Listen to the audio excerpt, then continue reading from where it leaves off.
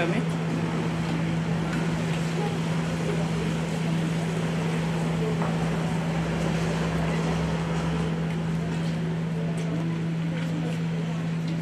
Nobody is here.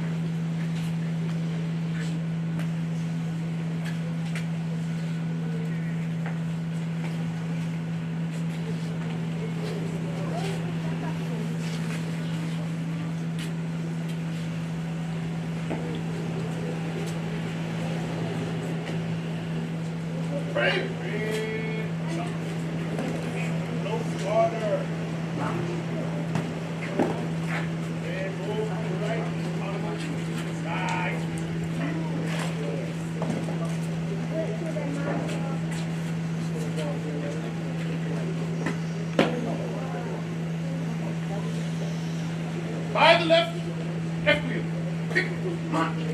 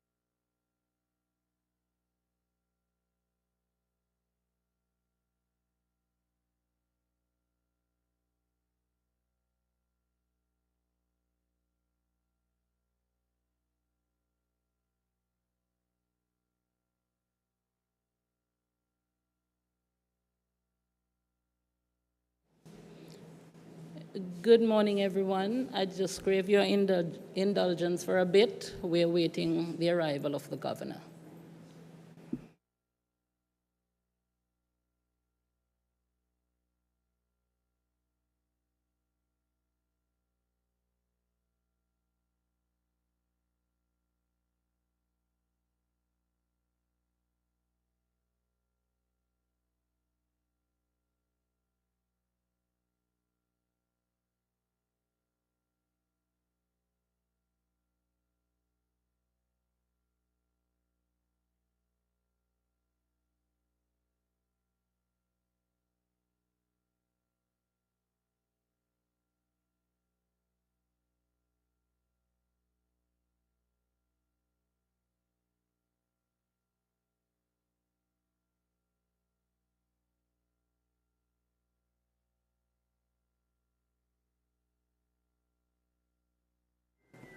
Prayer.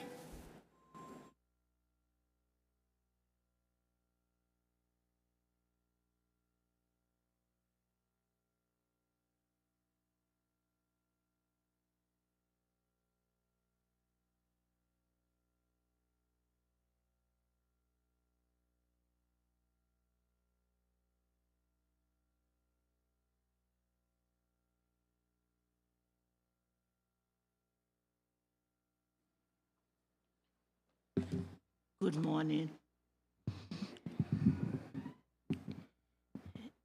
If you have any encouragement from being united with Christ, if any comfort from his love, if any fellowship with the Spirit, if any tenderness and compassion, then make my joy complete by being like-minded, having the same love, being one in spirit and purpose. Do nothing out of selfish ambition or vain conceit, but in humility, consider others better than yourselves. Each of you should look not only to your own interests, but also to the interest of others. Your attitude should be the same as that of Christ Jesus. Therefore, whatsoever you do, work at it with your heart, as working for the Lord, not for men, since you know that you will receive an inheritance from the Lord as a reward. Let us pray.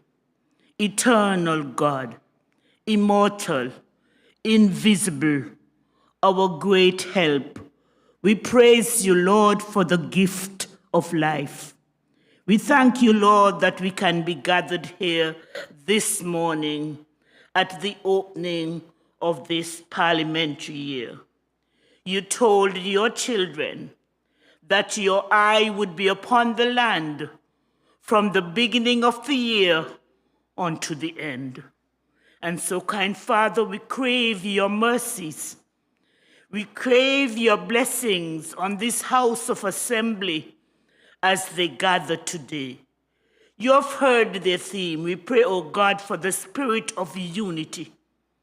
We realize that there can be unity in diversity when the purpose is clear and the one mind is to build Montserrat. So impart this grace, Lord God. We pray for the Premier. We pray for all on his team as a government, and we pray for the opposition leader and all of them as they meet, oh God, to lead this country forward. Lord God, may your blessings, your guidance, and your wisdom rest upon them. And we as a people help us to be grateful and to do all we can to build Montserrat. Father, we are unworthy to seek your blessings, but through Jesus Christ our Lord, we receive them by faith. In Jesus' name, amen.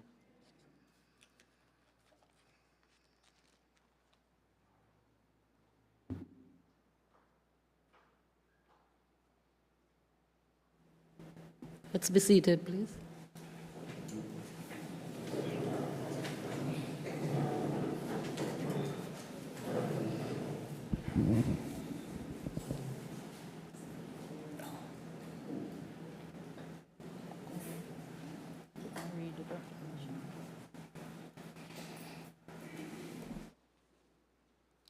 proclamation appointing a session of the Legislative Assembly, a proclamation by the acting governor, Lyndona Sweeney. Whereas Section 58(1) of the Montserrat Constitution Order, Cap 1.01, provides that the sessions of the Legislative Assembly shall be held at such times and places as the Speaker may appoint by proclamation published in the Gazette. And whereas Section 58(1) of the Montserrat Constitution Order 2010, Cap 1.01, provides that there shall be at least one session of the Legislative Assembly in every year, and whereas the Governor, acting in accordance with the advice of the Premier, prorogued the Legislative Assembly on the first day of August 2025, now therefore, I, Marjorie Smith, Speaker of the Legislative Assembly, appoint the 30th day of September 2025 at 9:30 a.m. at the Braids Arts and Education Center as the time and place at which the first sitting of the next session of the Legislative Assembly shall be held. Signed by the Honorable Speaker, Marjorie Smith.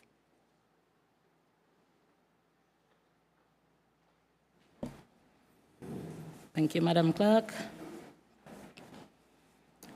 It is indeed an honor to be graced with your presence, Her Excellency the Governor, honorable members of the Legislative Assembly, former parliamentarians, specially invited guests, teachers and students, ladies and gentlemen. Good morning to each of you, and welcome to this, the opening of the new parliamentary year. Exposing our youths to the operations and activities of Parliament is quite important to us. Therefore, students from the various schools, the various primary schools and the Montserrat Secondary School, as well as the Montserrat Community College, they have been invited to make presentations in Parliament today. I therefore invite them to take their positions in preparation to participate in today's exercise. But before they begin their renditions, which will run unannounced in the order in which they appear on the program, we will briefly pause today's proceedings to facilitate them.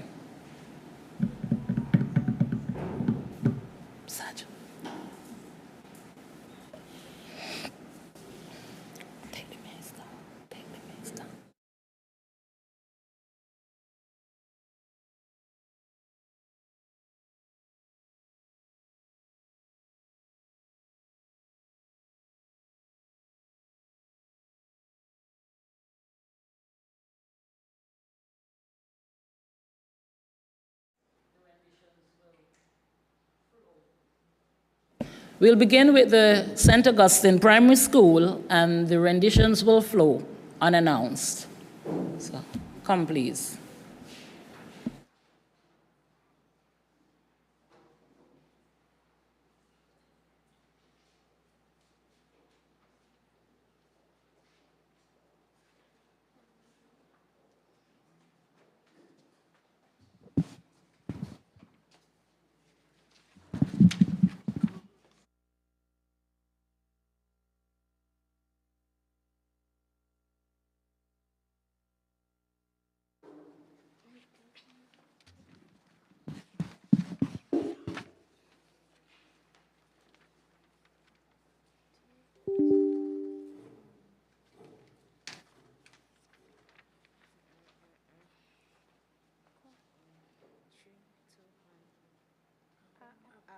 Pupils plea.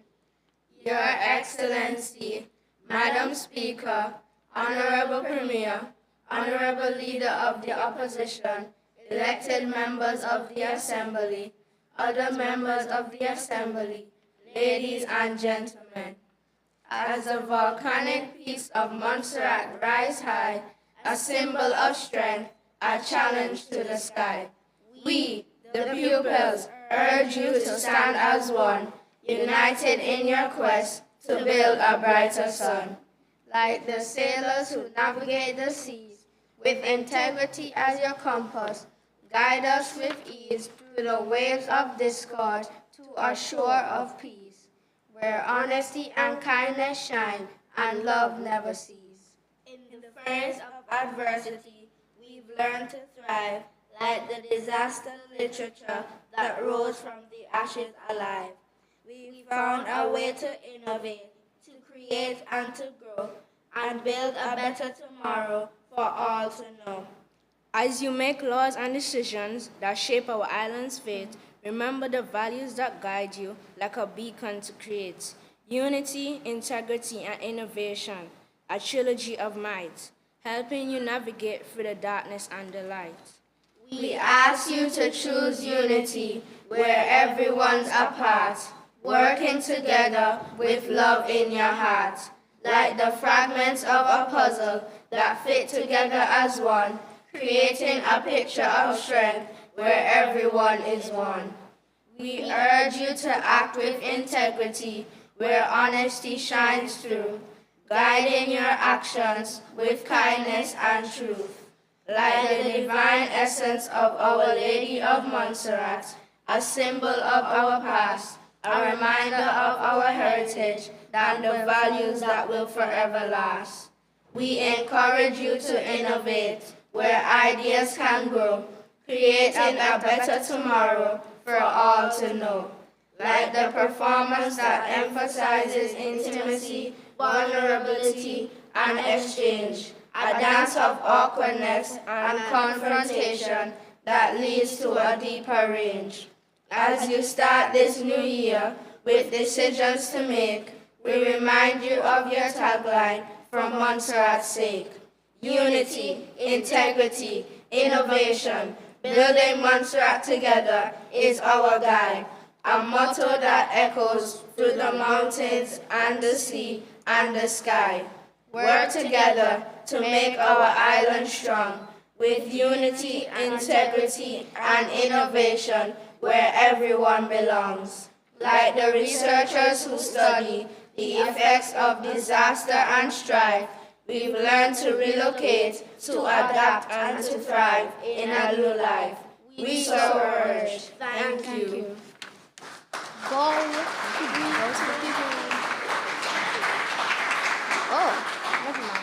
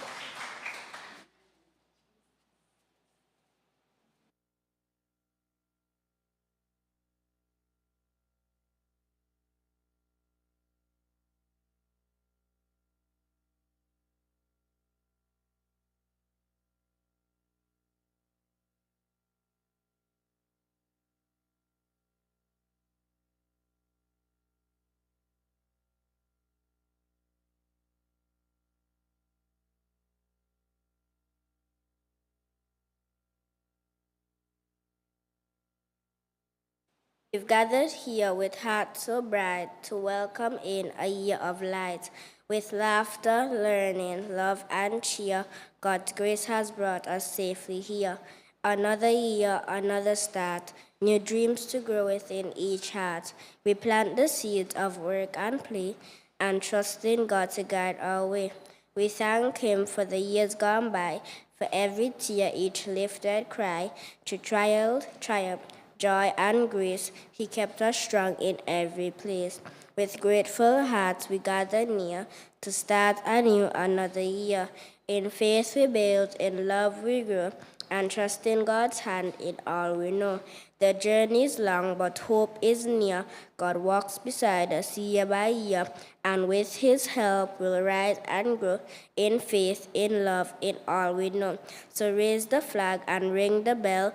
A new year dawns, all will be well. With purpose bold and spirits high, let Montserrat shine beneath the sky.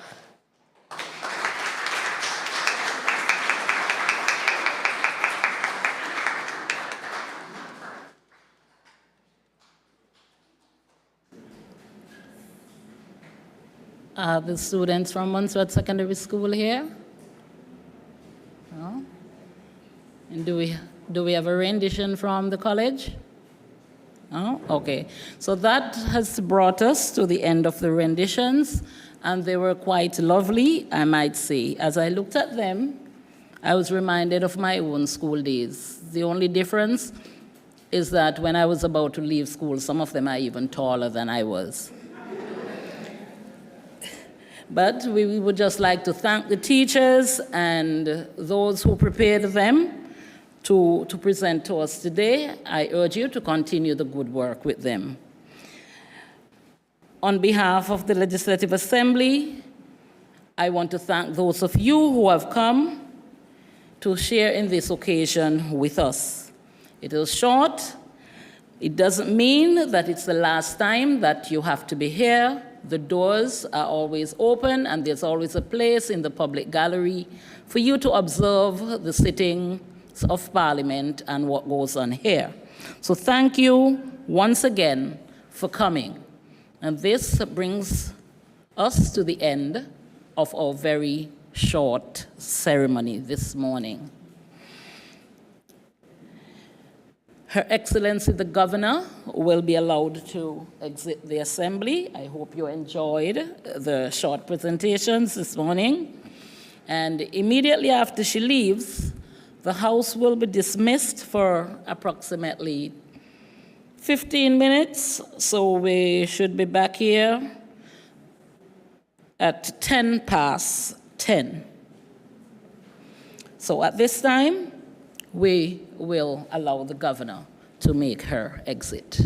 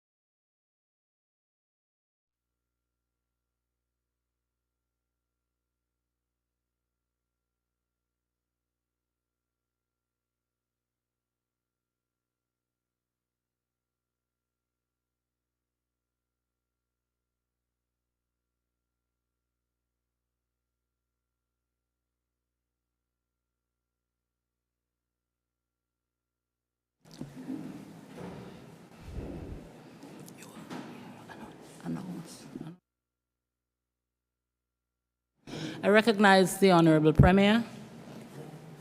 Thank you very much, Madam Speaker. Madam Speaker, I move a motion to amend the order paper with a slight adjustment. Papers to be laid.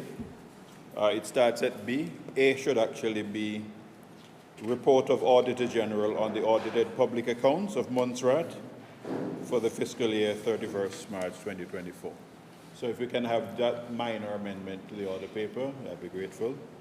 A should be what? Sorry? A is the report of the Auditor General on the audit of the public accounts of Montserrat for the fiscal year ended 31st March 2024. And the consequential changes. Yeah. You already have the other one as C and the other one as B and the other one as C. Okay. But Madam Speaker, while I'm on my feet, if I may, I have a slight injury to my back, and may I continue the proceedings while seated? I will allow that, Thank yes. You. Do we have a seconder for the amendment? I recognize the Honorable. I second the amendment, Mr. Speaker. Members, it has been moved and seconded that the order paper be adjusted to reflect the change pointed out by the Honorable Premier. All those in favor, say aye. Those against, nay. I think the ayes have it. The ayes have it. The order paper will be accordingly amended.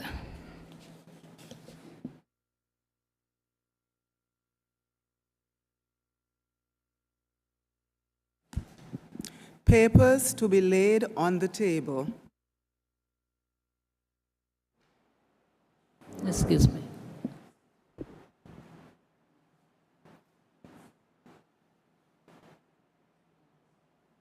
Sorry. Confirmation of minutes. There are 3 sets of minutes from the 18th Parliament before us for confirmation. Minutes number 6, dated Tuesday, 15th April 2025. Minutes number 7, dated Wednesday, 23rd April 2025. And minutes number 8, dated Tuesday, 24th June 2025. And unless there are concerns regarding their accuracy, I propose that someone move a motion for the confirmation of the 3 sets of minutes. I recognize the Honorable Premier. Madam Speaker, I beg to move a motion for the confirmation of the 3 sets of minutes as presented. Do we have a seconder? Madam Speaker, I recognize the Honorable Hickson. Madam Speaker, I rise to second. It has been moved and seconded that the 3 sets of minutes, number 6, 7, and 8, dated Tuesday, 15th April, Wednesday, 23rd April, and Tuesday, 24th June, respectively, should be confirmed. All those in favor, say aye. Those against, nay. I think the ayes have it. The ayes have it. The 3 sets of minutes, number 6, 7, and 8, dated 15th April, 23rd April, and 24th June 2025, respectively, have been confirmed. Papers to be laid on the table. Madam Speaker, I wish to lay before this Honourable House the report of the Auditor General on the audit of the Montserrat public accounts for the fiscal year ended 31st March 2024.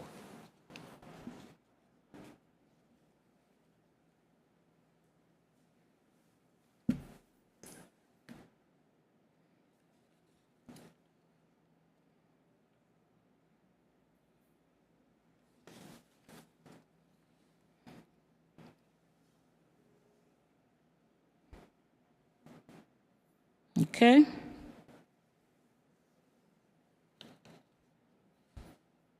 Any more papers to be laid? I recognize the Honorable Financial Secretary. Thank you, Madam Speaker. Madam Speaker, I rise in this honorable house to let the following papers appearing under the name of the Financial Secretary. Montserrat Utilities Limited financial statements for the year ended 31st March 2022. Montserrat Financial Services Commission financial statements for the year ended 31st March 2023. SRO number 25 of 2025, Income and Corporation Tax, Glenville Daily, exemption revocation order. SRO number 26 of 2025, Income and Corporation Tax, G-Bay Limited, exemption order.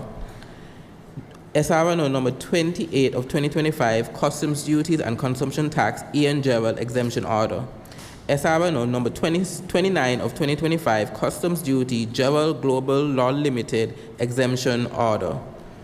SRO number 30 of 2025, Customs Control and Management Amendment Schedule Order 2025. SRO number 31 of 2025, Customs Duty and Consumption Tax, Alteration of Rate of Customs Duty and Consumption Tax, Building Materials Order 2025. SRO number 32 of 2025, Cooperative Societies Amendment Regulations 2025. SRO number 33 of 2025, Insurance Amendment of the Third Schedule Regulations 2025. SRO number 35 of 2025, International Banking and Trust Companies Fees Amendment Regulations. SRO number 38 of 2025, Customs Duties and Consumption Tax, Delta Petroleum Limited, number 2, exemption order. Thank you, Madam Speaker.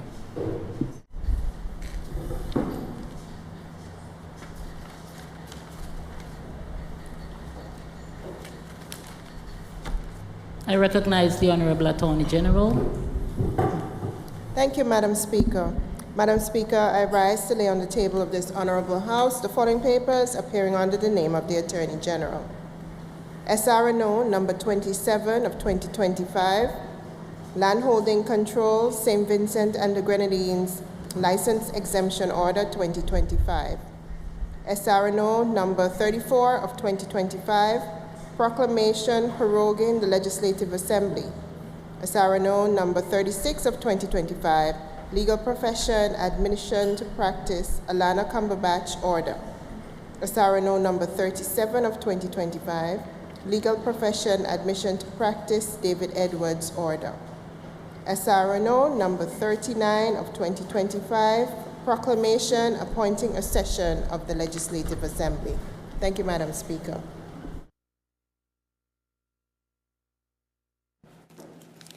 Reports from committees, ministerial statements, government notices, unofficial notices, questions. I recognize the Honorable Leader of the Opposition.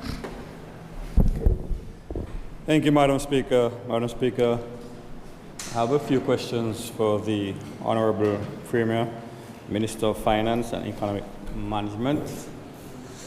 Question 1. With Carnival 2 months away, will the Honorable Premier state the subvention allocation to the Montserrat Arts Council for Carnival 2025 and provide the comparable allocations for 2023 and 2024? Recognize the Honorable Premier. Madam Speaker, for the financial year 2025-2026, government has approved a subvention of $1.1 million to the Montserrat Arts Council to facilitate its operations. Madam Speaker, an additional sum of $230,000 was allocated for the Cultural Development Project. For comparison, for financial year 24-25, the subvention provided was $964,200. For fiscal 2023-24, the subvention was $1.1 million.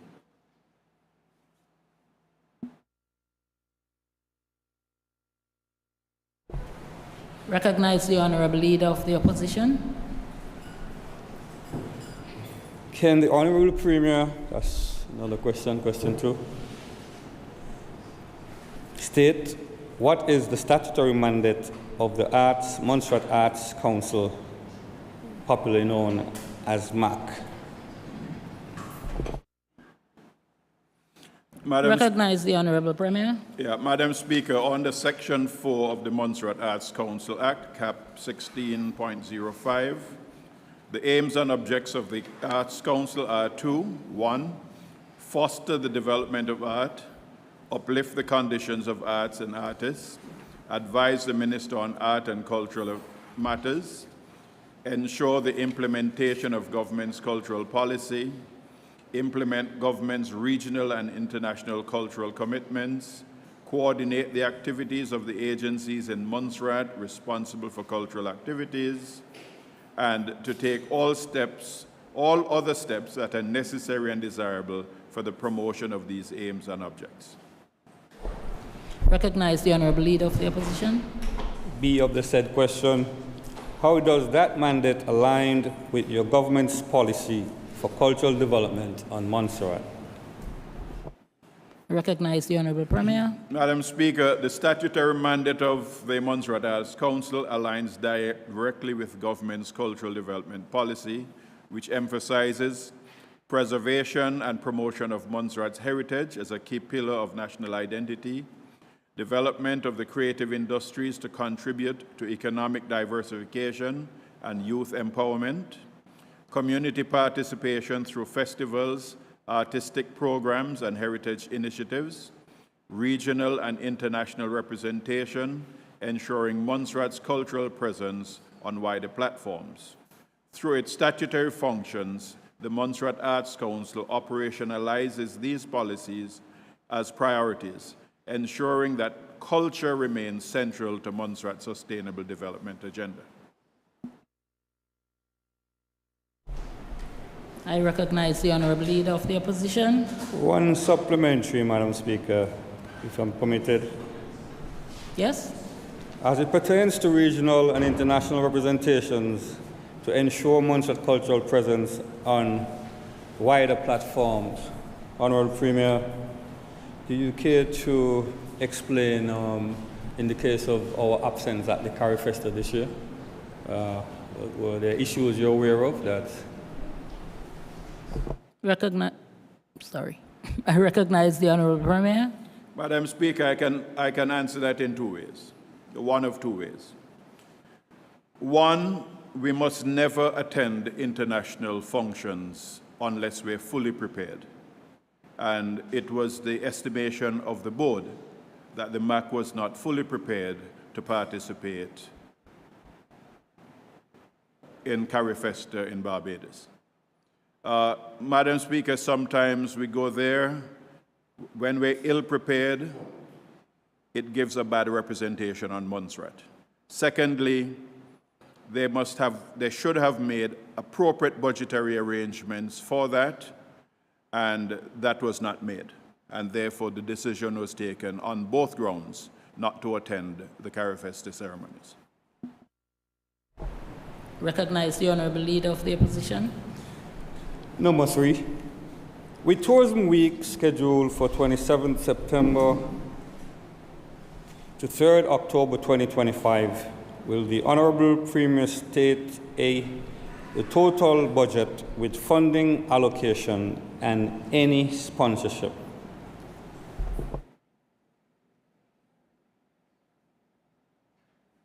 Mike, your mic, please, your mic.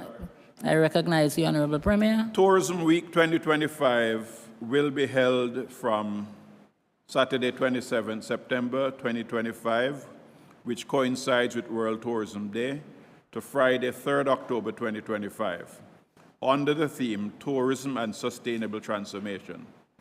The total budget allocated by the Montserrat Tourism Authority from their budget was $12,000.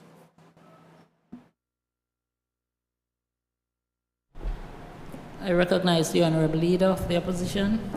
B of the said question, the KPIs being tracked, anticipated visitors, arrivals, economic impact, media reach, and C, the monitoring and evaluation framework that will be used to report performance against those KPIs.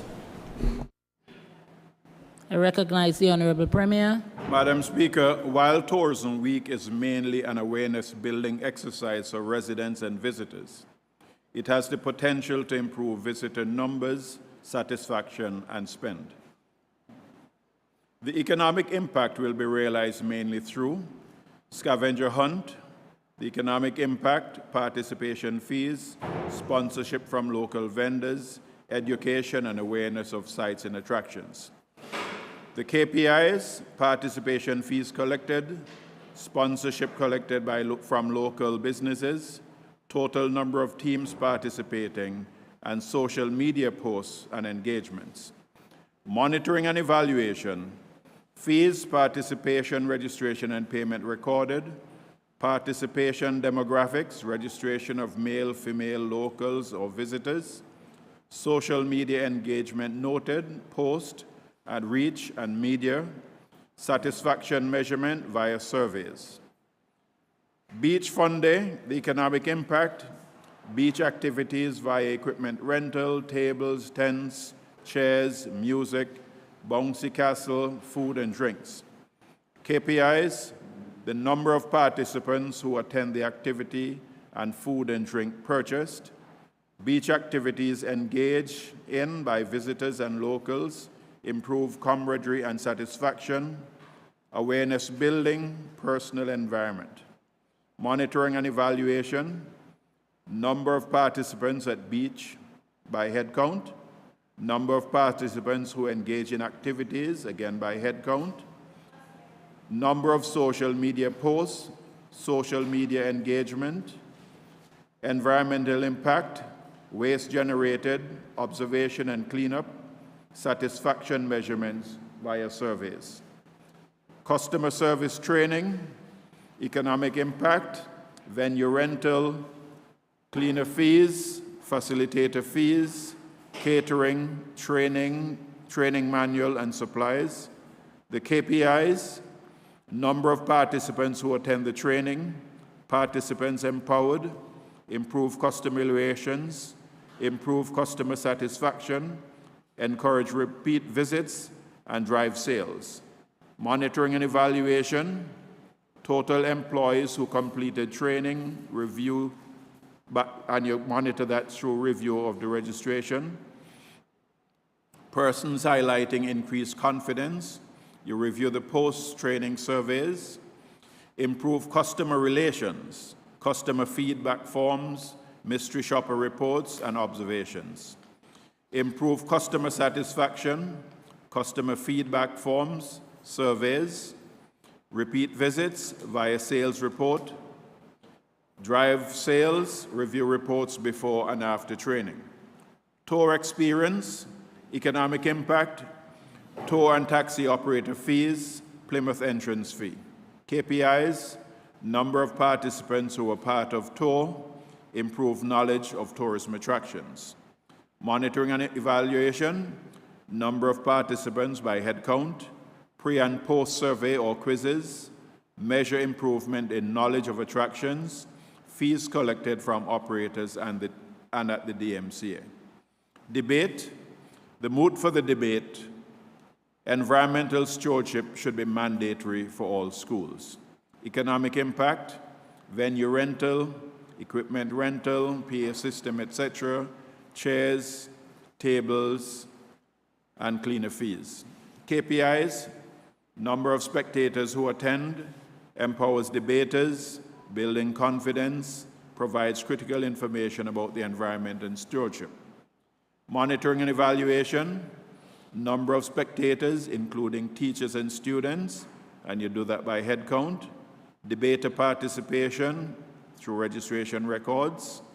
Event execution, functioning equipment, staff observation, spectator satisfaction, post-event surveys, confidence building, we do that by observation, media engagement, social media posts and engagement, photo and video competition, economic impact, the promotion of tourism, boosts visibility, engages both locals and visitors, provides future economic activities for creatives.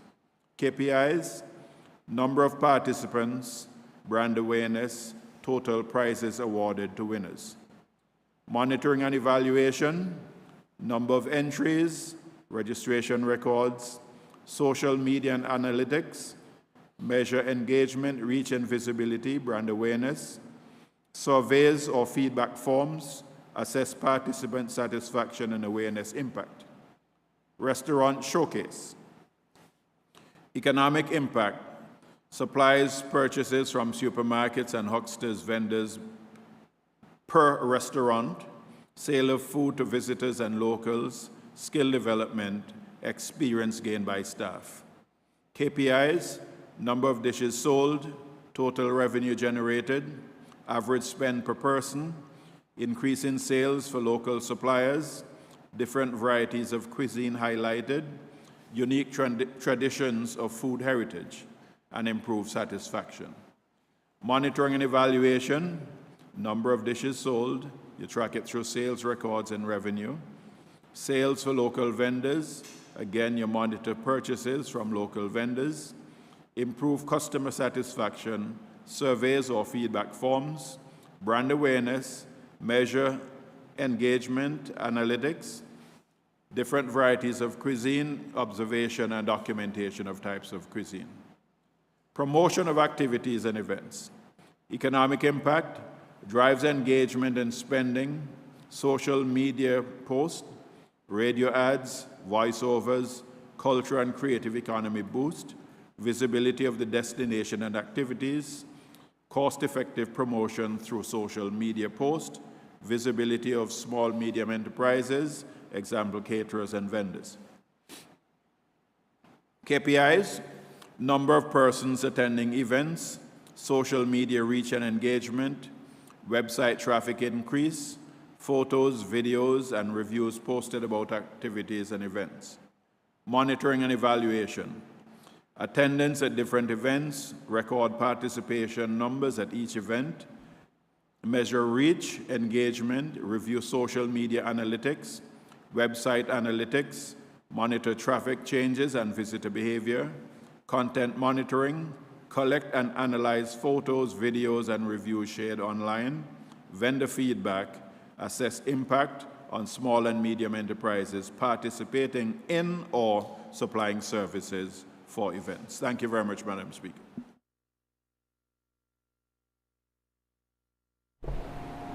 I recognize the Honorable Leader of the Opposition.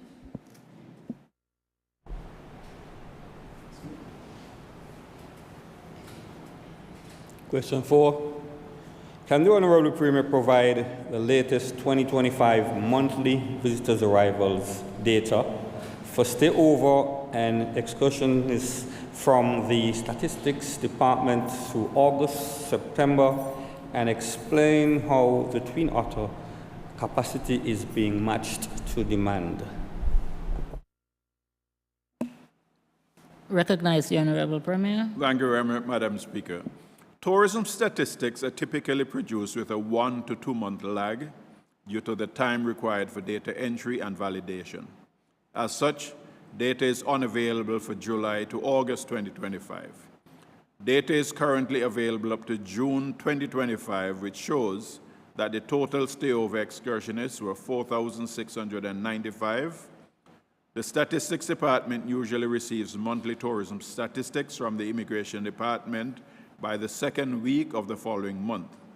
As such, September 2025 tourism data has not yet been received and is currently not in the possession of the Statistics Department. Concerning Twin Otter capacity to match demand, it is impossible to accurately address this as it is a new service which was introduced. However, based on the data which has been received, it is possible to deduce that with the increases in the load factor of Win Air, for instance, coupled with the indications from advanced bookings, the Twin Otter will be able to accommodate demand heading into the peak seasons. Furthermore, additional flights will be introduced during peak seasons to cope with additional demands as required.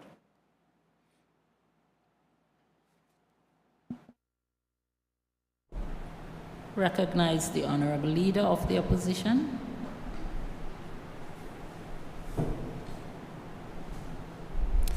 Madam Speaker, question number 5.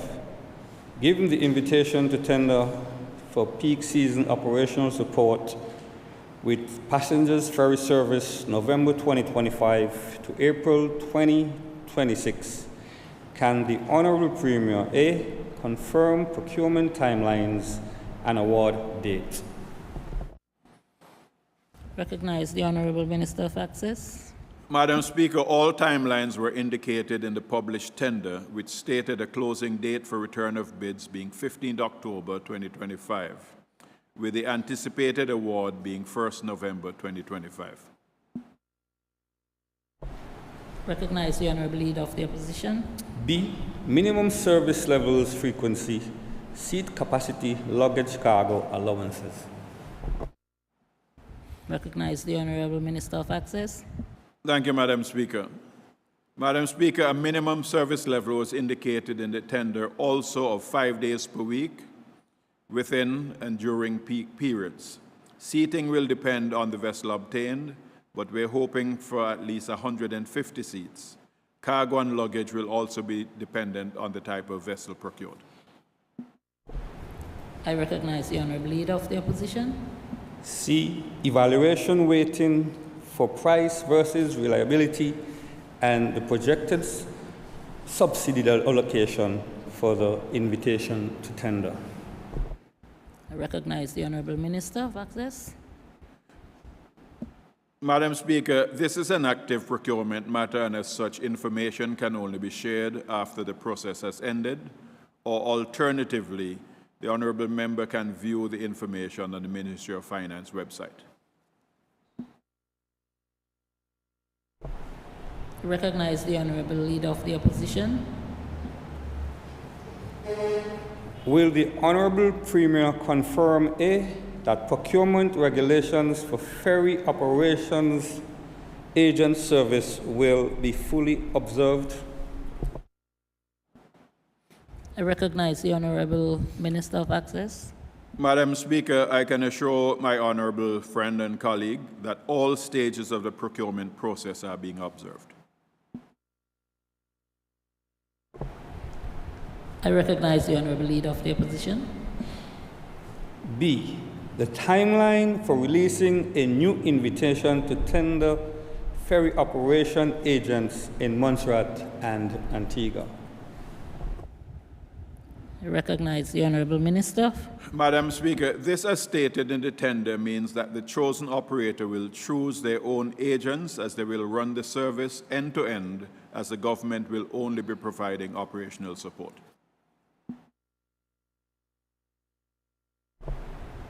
I recognize the Honorable Leader of the Opposition.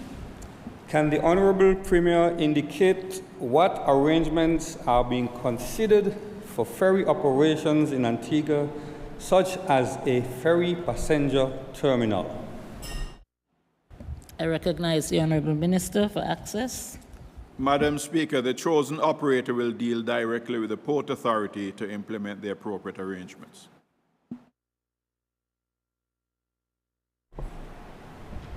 I recognize the Honorable Leader of the Opposition.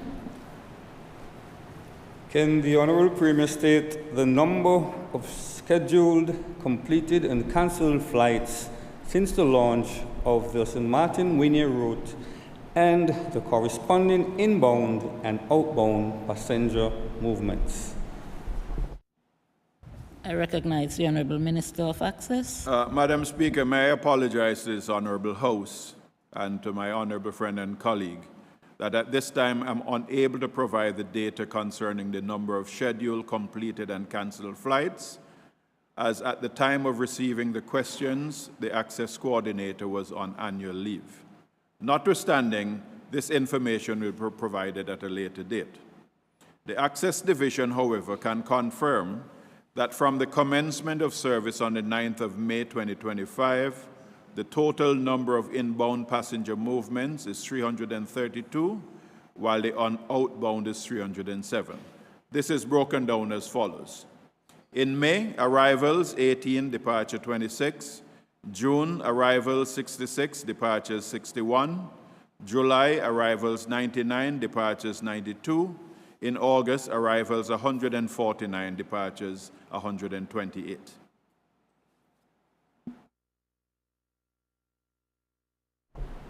I recognize the Honorable Leader of the Opposition. Honorable Madam Speaker, to you, Honorable Premier, you did indicate, of course, that you didn't have the information and it will be provided at a later date. Can you state whether it will be by next Parliament or before?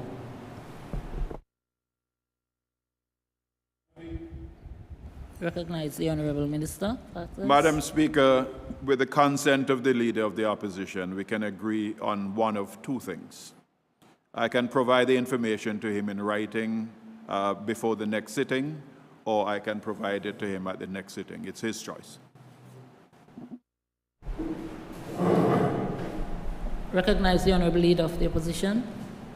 B of the said question, advise on the contract amount and subsidy associated with the Winier arrangement.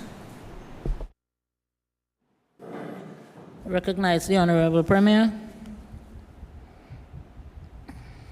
Madam Speaker, in the June sitting of this Honourable House, in response to a similar question, it was stated that the full contract amount has been agreed upon and the details are currently unavailable at Winier's request. And we will abide by Winier's request for corporate and other reasons. The budget allocation agreed with Winier for a full year of Twin Otter operations, however, is $2.3 million. I recognize the Honorable Leader of the Opposition. C, are the load factor restrictions still applicable for outbound Twin Otter flights? I recognize the Honorable Minister of Access. Madam Speaker, as previously outlined, the load factor restrictions are still in effect with the outbound based on indicated weight provided by ASI. I recognize the Honorable Leader of the Opposition. Supplementary.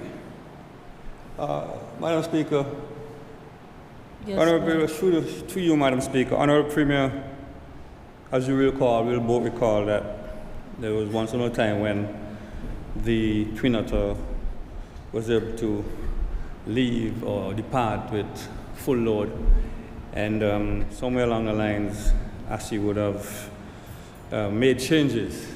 To my knowledge, we are operating a non-instrument airport, therefore there is no mandatory need to apply such restrictions. Are you in a position to state what your government is doing in terms of negotiating for that change? I recognize the Honorable Minister of Access. Madam Speaker, it is our intention to engage with ASI, utilizing the available expertise to have discussions with ASI sometime possibly in November of this year. I recognize the Honorable Leader of the Opposition. 9, regarding the business, trade and investment units transition from manual import license books to a fully digital application system, can the Honorable Premier state A, the definitive start date, B, whether improper registration, payment and approval are online end-to-end, whether importer registration, payment and approval are online end-to-end, C, expected processing time reductions versus 2024 baseline, D, data protection assessment and cost breakdown. I recognize the Honorable Premier. Madam Speaker, on Monday, the 22nd of September 2025, the Business, Trade and Investment Unit ceased writing import licenses and commenced preparation using Excel software. The new process represents a digitization of internal workflows that were previously manual and emphasizing internal workflows. Despite external facing components already being digital, while importers have consistently submitted their forms through digital channels, our internal operations relied on handwritten license processing to obtain required approvals.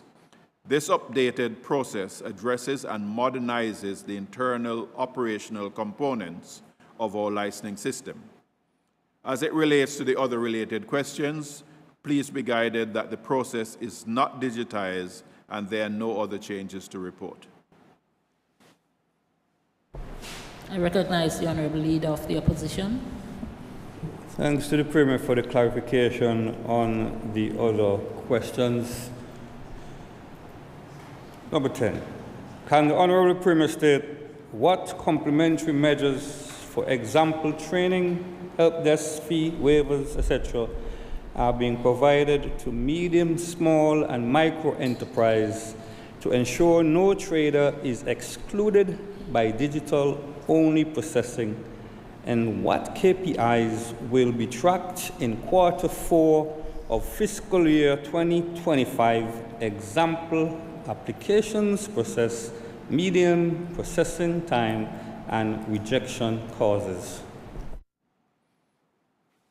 I recognize the Honorable Minister of Finance. Madam Speaker, as a process which is updated is strictly internal, at this time, there will be no need for the complementary measures as outlined in the honourable member's question.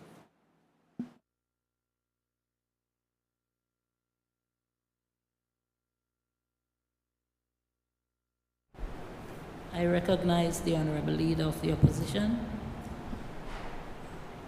Madam Speaker, with your permission, Honourable Premier, do you care to just explain? Do you care to explain about the internal aspect, why these aspects of my question are not relevant?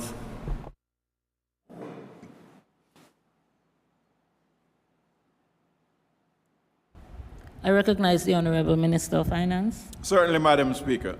Madam Speaker, we have to move into the digital age. And we're starting the process by having the internal processes digitized. Once we've completed that, then we'll move to external digitization. Okay, so the external will come later down once we've completed the internal process. And once we've completed that and we start the external digitization, we will have training sessions for the medium and small enterprises who will have use of the system.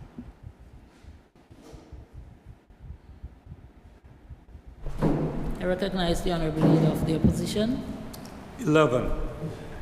Will the Premier state the number of MSMEs assisted since government took office? Grants, loans, technical assistance, with values and sectors.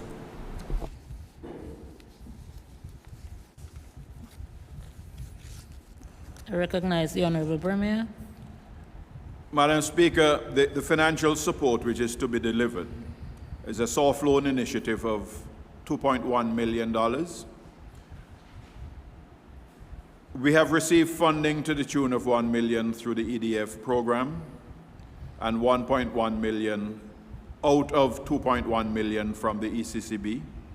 The government of Montserrat is actively working with the financial institution for the implementation of low-rate loans to assist with the private sector development. Fiscal incentives under the Micro and Small Business Act. Since October 2024, a total of 17 applications have been processed under the Comprehensive Fiscal Incentives Program, with a 100% approval rate. All eligible local businesses have benefited from tax exemptions and concessions, underscoring the government's strong commitment to fostering entrepreneurship and driving business growth across Montserrat. Technical assistance and business development. The Prime Initiative, our flagship Prime Initiative, has provided a vital showcase platform for 26 medium and small enterprises, connecting with over 750 attendees at Prime 2025. 26 actively participated, representing 9 diverse sectors, including beverages, fashion and apparel, crafts and confectionery, health, beauty, jewelry and accessories, food and culinary services, recreation and entertainment, and candles and home goods. All these participants have benefited from promotion, sales, connections, and export potential assessments.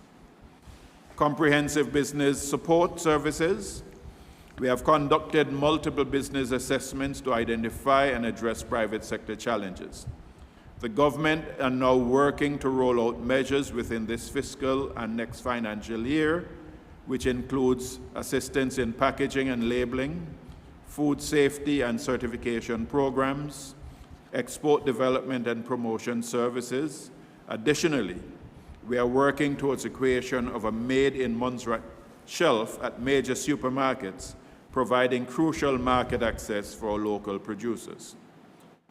Cost reduction measures, import relief programs. Recognizing the burden of import costs on small businesses, the government has reduced freight charges by 50%. The government has reduced the freight charge element in the computation of duty to provide immediate relief to businesses engaging in importing. Furthermore, we have introduced import duties and consumption tax on building materials to just 5% and 5%, significantly lowering operational costs for businesses across all sectors. These measures represent a total commitment exceeding $2.1 million in direct financial support, complemented by substantial tax relief and comprehensive technical assistance programs. Our holistic approach ensures that the medium, small, and enterprises receive not only financial support, but also the technical expertise and market access necessary for sustainable growth. This government remains steadfast in its commitment to fostering a thriving private sector that drives economic growth and creates opportunities for all. I recognize the Honourable Leader of the Opposition. Supplementary, Madam Speaker. Honourable Premier, it's been a while since the government would have stated that it's actively working with financial institutions for the implementation of low-rate loans to assist private sector development. Are you in a position to state what progress is being made where that is concerned?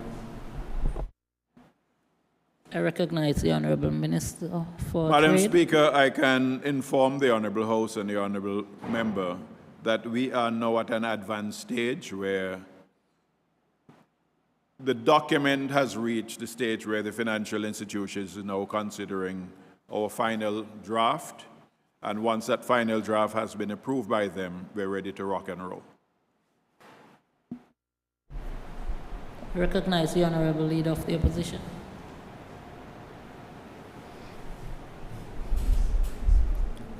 Honourable Premier, how procurement opportunities for the two major capital projects have been split to enable local small business to benefit?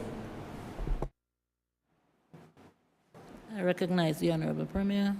Madam Speaker, the simple fact is that while we have ongoing capital projects which are being undertaken by international contractors, the government of Montserrat has no authority to determine for the contractors from whom they are to procure the items which they require.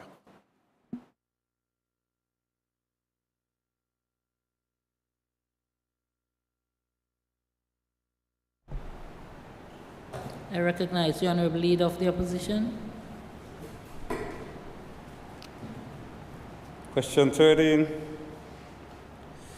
At the SHV30 conference, the Premier, in all of his presentations, addressed the need to develop the north of Montserrat and emphasized enterprise formation. Can the Premier list the physical measures enacted since taking office to stimulate micro and small enterprise formation? I recognize the Honourable Premier. Madam Speaker, I wish to reiterate some points which were made previously. The government has implemented a 50% reduction in freight charges as it relates to the calculation of import duties, which lowers the cost of imported goods and easing operational expenses for small businesses. Additionally, import duties and consumption tax on building materials have been reduced to 5% and 5%, encouraging construction, business establishment and expansion across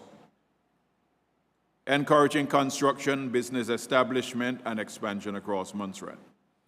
Madam Speaker, the government will shortly implement the soft loan initiative, as alluded to in my previous response, to stimulate local economic development and food security. And this will be done in collaboration with the Bank of Montserrat to a tune of $2.1 million initially. This will be disbursed to eligible beneficiaries, with $1 million allocated to the agriculture and fisheries sector and $1 million to the micro and small enterprise. Eligibility includes Montserratians or permanent residents who are registered farmers, fishers, or micro small business operators, ensuring targeted support to strengthen local industries and economic resilience. Under the Micro and Small Business Act, 17 applications were processed and all were approved, granting exemptions and concessions to eligible local businesses. This support has reduced operational costs and allowed businesses to reinvest in growth and development. Madam Speaker, the government continues to emphasize the importance of formal business registration, ensuring entrepreneurs can access the full range of benefits and concessions available under existing laws and fiscal measures.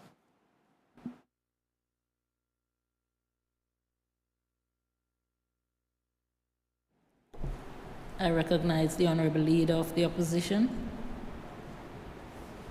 Madam Speaker, part of the answer for this question may have been given B.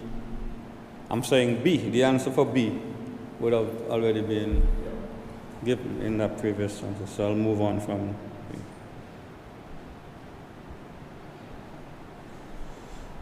(14) Following the Memorandum of Understanding signed between the Montserrat Customs and Revenue Service and Immigration on 18 September 2025, will the Premier provide detailed A, operational objectives and measurable outcomes?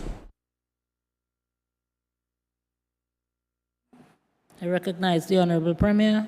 Madam Speaker, the MOU covers collaboration in areas such as matters relating to anti-money laundering, countering the finance of terrorism and the proliferation of weapons of mass destruction, as well as to enhance cooperation and information sharing between the Immigration Department and the Montserrat Customs and Revenue Service, thus strengthening immigration management, national security responsibilities, border enforcement, tax administration, safeguarding government revenue collection, and enhancing economic development and coordination between the two parties. This MOU is part of a broader drive to promote interagency cooperation between enforcement agencies with a view to realizing effective outcomes and making best use of limited resources. I recognize the Honorable Leader of the Opposition. B of the same question, data governance, retention and audit protocols, and any costs for systems integration associated with the signed Memorandum of Understanding. I recognize the Honorable Premier. Madam Speaker, the data shared between the two departments will be for information purposes. If the data is needed for investigative reasons, then the appropriate measure for retaining such information would apply. This means applying to the court for the relevant order. This is a no-cost system integrated and associated with this MOU.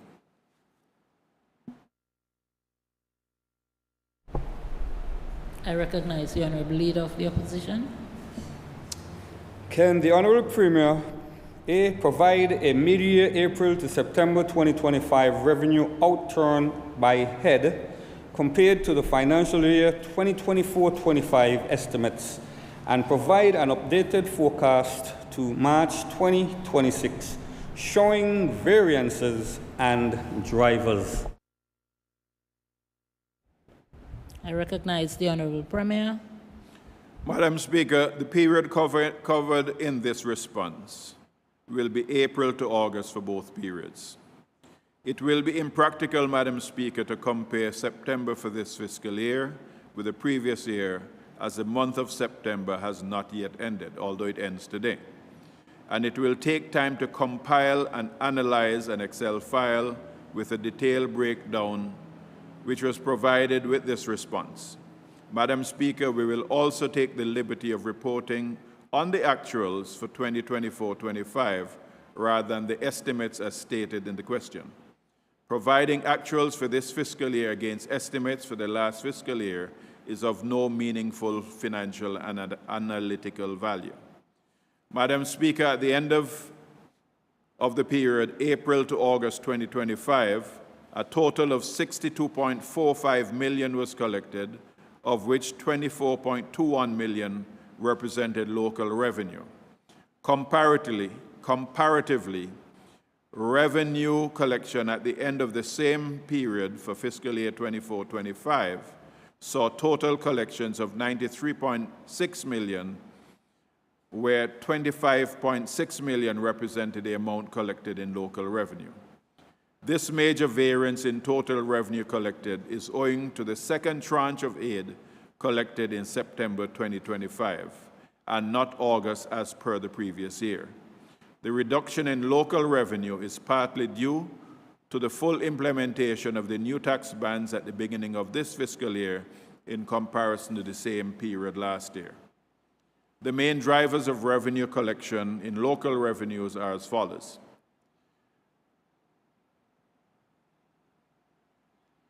Taxes on profits, 2024-25, 11.01 million. 2025-26, 9.2 million. Licenses, 1.7 million. And 1.5 million, 25-26. Taxes on international trade, 9.5 million in 2024-25, 8.5 million, 25-26. ECCB profits, 0 in 24-25, 1.04 million in 25-26.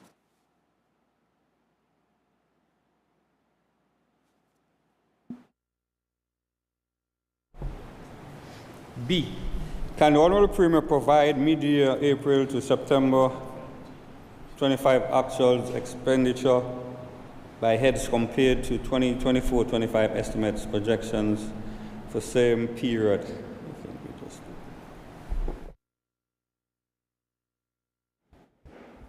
I recognize the Honorable Premier. Madam Speaker, expenditure at the end of April of the period April to August 2025 stood at 64.5 million and 62.1 million for the same 5-month period, April to August 2024. This demonstrates a 0.4 million more spend achieved in the current year. The spend profiles achieving high levels of expenditure during both periods as follows. PE, salaries, allowances, pensions, and gratuities, 2024-25, 26.8 million, current fiscal, 30.2. Use of goods and services, 18.6, 24-25, 15.2 in 25-26. Transfers and subsidies, 9.7 in 2024-25, 11.6 in 25-26. Social benefits, 2.3 million in 24-25, 25-26, 2 million. Other expenditure, 3.8 million in 24-25, and 2 million in 25-26. Madam Speaker, ministries and departments are currently preparing projections for the next period, which will address most of the variances seen on the lines due to variances noted in periods July to August. In addition, Cabinet will be adjusting priorities based on any identified fiscal space. Furthermore, Madam Speaker, as contracts recently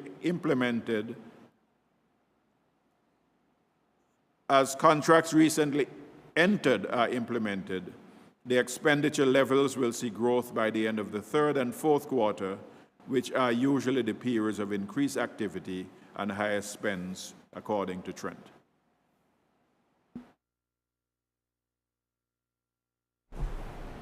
I recognize the Honorable Leader of the Opposition.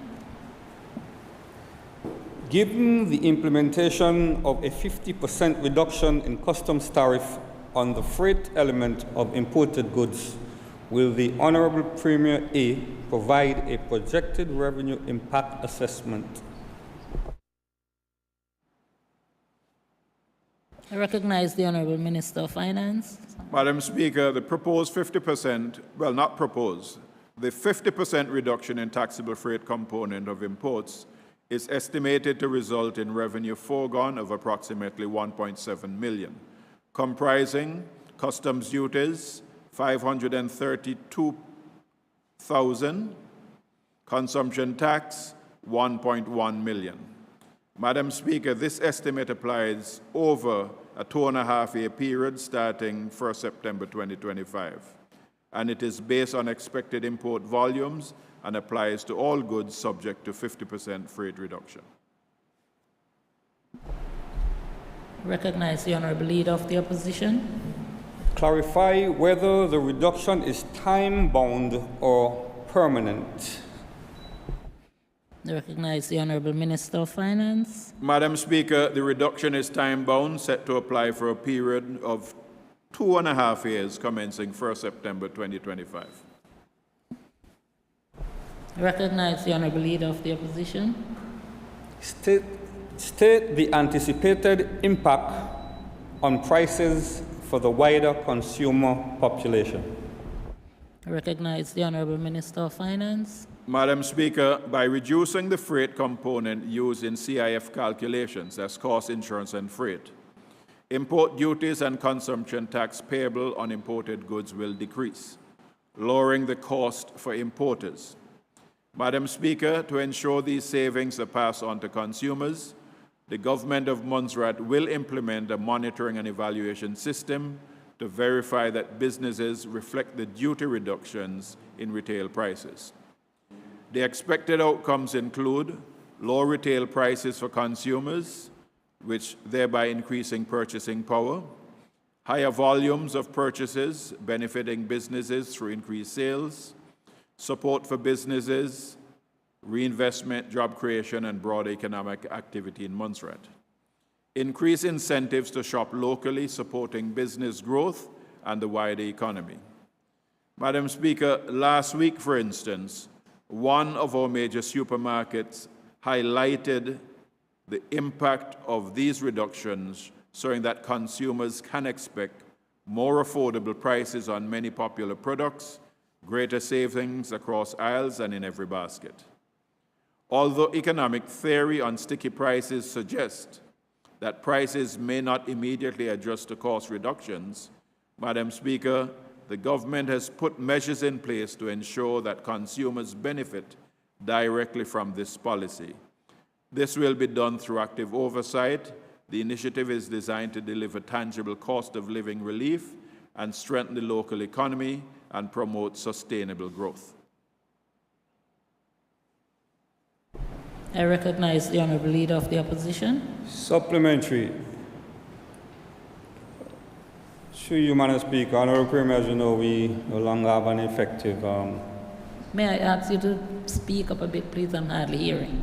Yes, as I was saying, we no longer have an effective price control system. So I would like the Honorable Premier to explain what form the monitoring and evaluation system to verify that business reflect duty reductions in retail prices and ensure the consumers get the benefits. What form will that monitor and evaluation system take? Recognize the Honorable Premier. Madam Speaker, we will be using a combination of customs audits as it relates to the import and the importers, followed up by a team of 2 who will be visiting supermarkets from time to time based on the information from the Customs Department to determine how the price movements have taken effect. However, Madam Speaker, we must recognize that given the dynamics of what's happening in the broader world, that although we're expecting price reductions, the international activities happening over there can indeed cause prices to go up because they're imported inflation. I recognize the Honorable Leader of the Opposition.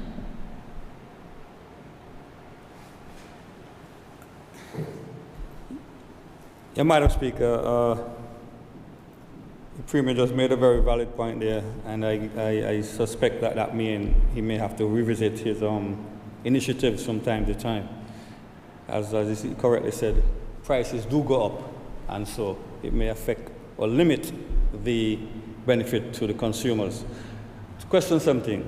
Government announced the awarding of 5 scholarships for 2025-26. Can the Honorable Premier give a breakdown of awards by field of study and ranking on the government training priority list?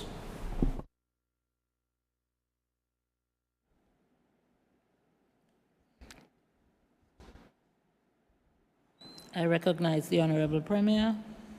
Madam Speaker, with your approval, the questions A, B, C, and D, and I seek the approval of the Honorable Member, if I can answer all of them in one. Thank you. Yes, please ask. Yeah, Madam Speaker, what I'll do, in order for it to make sense to the listeners, I'll have to ask all the questions. Yes, and then, sure. Yeah.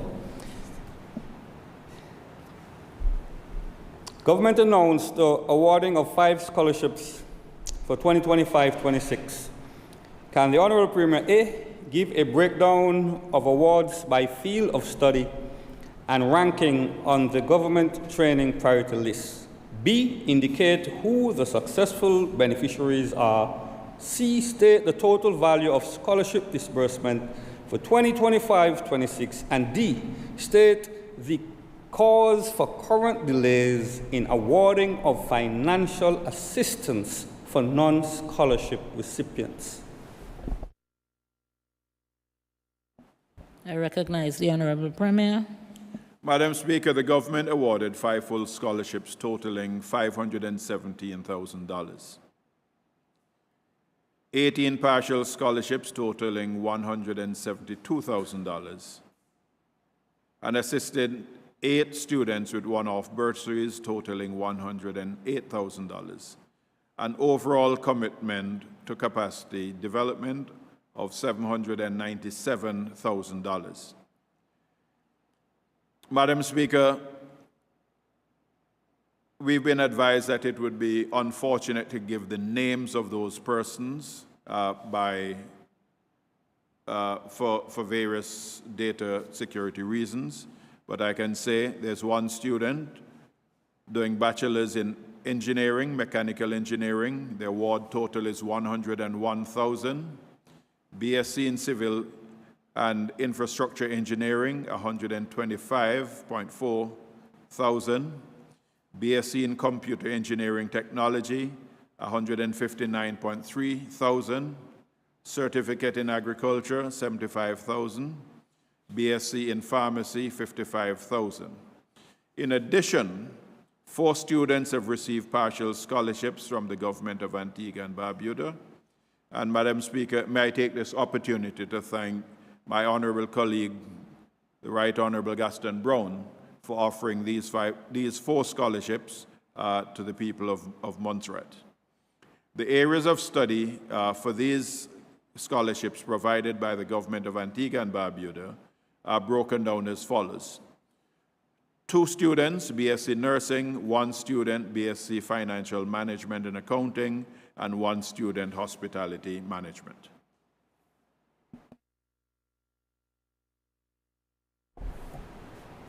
I recognize the Honorable Leader of the Opposition. Yeah, Madam Speaker, I take the opportunity to congratulate the successful recipients. Notwithstanding, I do not know who they are. I do congratulate them and wish them well. 18. Can the Honourable Premier state the Ministry of Finance level of preparedness to negotiate future UK budgetary support, given Montserrat expected graduation from the OECD DAC ODA list in 2026, subject to the OECD decision in October 2025, and in light of UK aid reductions, specifically, what capability Bill has completed to produce HM Treasury Green Book 5-case business cases emphasizing guidance, templates, internal approvals. Do you want me to ask them straight? Okay. B, whether a central business case and bidding unit has been established within the ministry, its headcount, skills profile, and budget. C, the training and accreditation plan, example, better business cases practitioner for officials across finance and line ministries, numbers trained and in training. D, 2025 to 2027 pipeline of submissions to UK Home Department as government for the various ministries and departments. E, the data and evaluation systems now in place to evidence value for money and outcomes at UK place-based standards. F, whether the ministry will present by the October sitting of Parliament in time for the Farm UK bids and business cases plan, setting out timelines, targets, responsibilities, and a capacity building plan to comply with the new requirements. And last, what contingency measures are in place should the ministry fail to secure adequate budgetary aid under this new arrangement? I recognize the Honourable Premier. Madam Speaker, before I answer the details of this question, please allow me to provide some much-needed clarity. There seems to be some misconception that because of graduation, there will be need to be a total overhaul of Montserrat's budgetary planning system. This is not so. Graduation did not come as a surprise to the Ministry of Finance, and discussions have been held with the UK government over several years on what graduation will mean for Montserrat.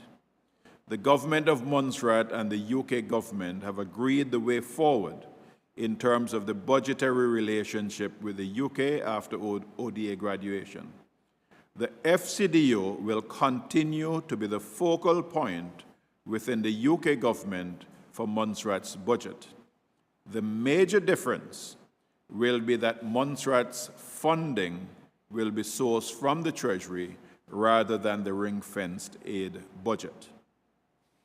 Madam Speaker, in preparation for the shift from ODA, the Ministry of Finance has stressed the need for ministries and departments to work more diligently when completing the existing templates, focusing on the provision of relevant data, actionable objectives, and clearly defined outcomes, all within the value of money context. This has been reinforced in partnership with the FCDO. Madam Speaker, please indulge me, as I will present a single response to all of the questions. The government of Montserrat has utilized the UK Green Book 5-point business case format for most business case submissions, including capital and recurrent, new spend concepts, proposals, etc. The Ministry of Finance and Economic Management has adjusted and updated these templates and forms periodically to include other areas of interest, including but not limited to climate change and gender-based budgeting aspects, Training in the completion and use of these formats are provided by the Ministry of Finance and Economic Management with technical support of the CARTAC over a number of years. The Ministry of Finance and Economic Management will continue to provide training on the business cases and business case preparations as frequently as realistically possible. Madam Speaker, for complete clarity, the UK government has not indicated any need to significantly change the government of Montserrat's budgetary mechanism or timeline as a result of ODA graduation. The established timelines are still in place, and currently there is no need for the creation of a new unit for the sole purpose of developing business cases. Madam Speaker, the Ministry of Finance and Economic Management staff and other ministries and departments involved in providing support to the wider ministry are highly qualified professionals who are provided opportunities through regional and international training to refresh and upskill. The Ministry of Finance and Economic Management will be sending officers on attachment to the FCDO as the second phase of the exchange program. Officers will be provided hands-on experience in assisting our colleagues in developing the Montserrat's business case to submit for funding, providing hands-on experience that may prove more beneficial when compared to further academic training.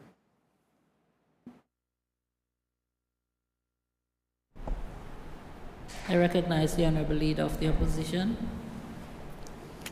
Can the Honorable Premier state for the financial year 2025-26, A, the approved establishment nominal roll by ministry, department. You want to answer that first? Or you? Okay. Okay, go ahead.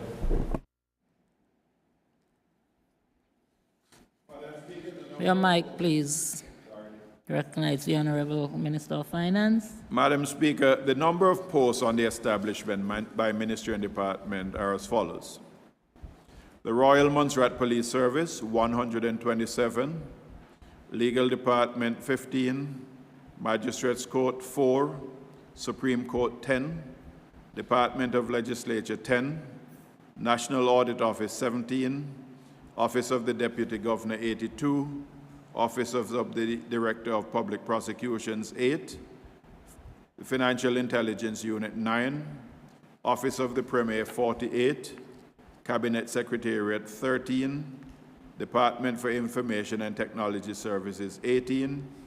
Ministry for Finance and Economic Management, 114. The Ministry of Agriculture, Lands, Housing, Environment, Youth Affairs and Sports, 104. Ministry of Built, 139. Ministry of Education, 160. Ministry of Health and Social Services, 239. The numbers given are what are on the establishment. It's not necessarily who are in post. I recognize the Honorable Leader of the Opposition. Thank you. B, the personal emoluments allocated by vote and the year-to-date outturn to 31st August 2025.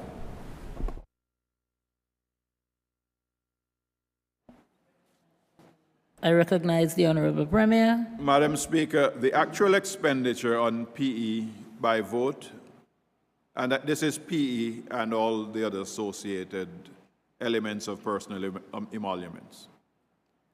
The Royal Montserrat Police Service, allocation 6.5 million.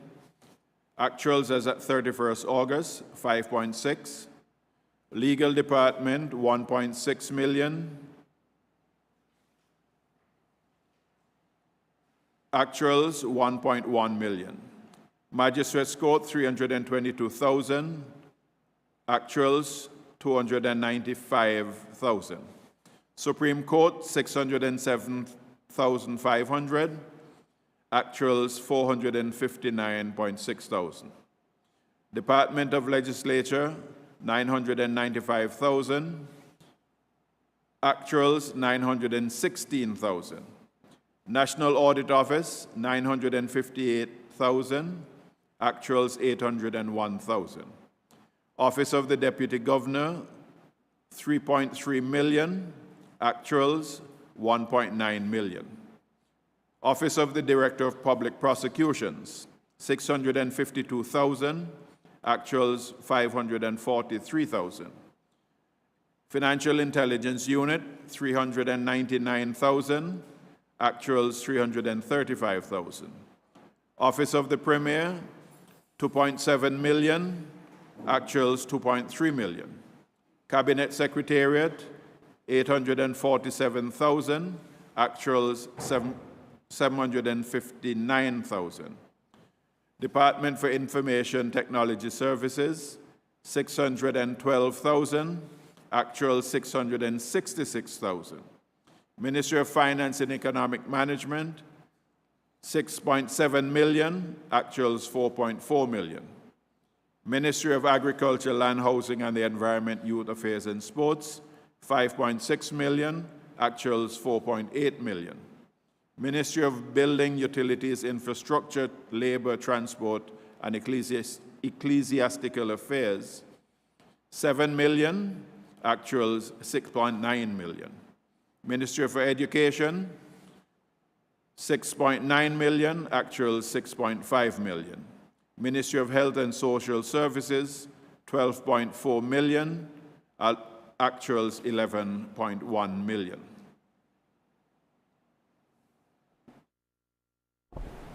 I recognize the Honorable Leader of the Opposition. C. The total value of any savings on personal emoluments arising from vacancies and the disposition of those savings, including any environments for transfers and any use towards acting cover allowances or temporary appointments made in lieu of filling posts. I recognize the Honorable Minister of Finance. Madam Speaker, there are 183 vacancies, and the total costs were estimated at 7 million. Historically, even though attempts are made to fill all vacancies, an average of 60 are filled annually. Madam Speaker, as a result, we took a pragmatic approach to budgeting, and a sum of 3 million of this 7 million was reassigned to priority goods and services, while 4 million remained to support the vacancies. Projections so far suggest that about 3 million will be fully committed to support recruitment to post. Madam Speaker, for vacant posts and funds for vacant posts were centralized. Ministries and departments will therefore be unable to transfer funds from PE for any other use. Cabinet will make a determination on the use of identified savings. Madam Speaker, the Ministry of Finance, in collaboration with the ODG, ensures that funds are available to meet all payroll expenditure.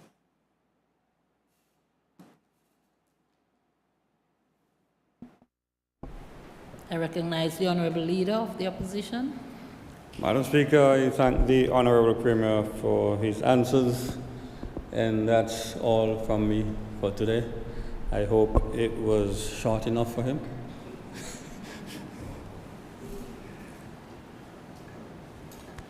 Madam Speaker, I also have some questions for the Honorable Minister of Buildings, Utilities, Infrastructure, Labor, Transportation, and Ecclesiastical Affairs. First question. Paul. I recognize the Honorable Premier. Madam Speaker, may I, on behalf of the Honorable Minister who is currently absent, I did not get any responses from that ministry, given the shortness of time.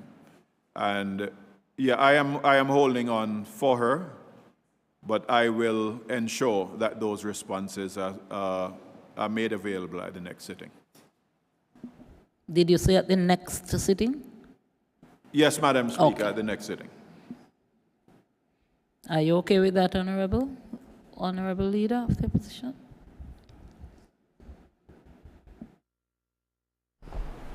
Recognize the Honorable Leader of the Opposition.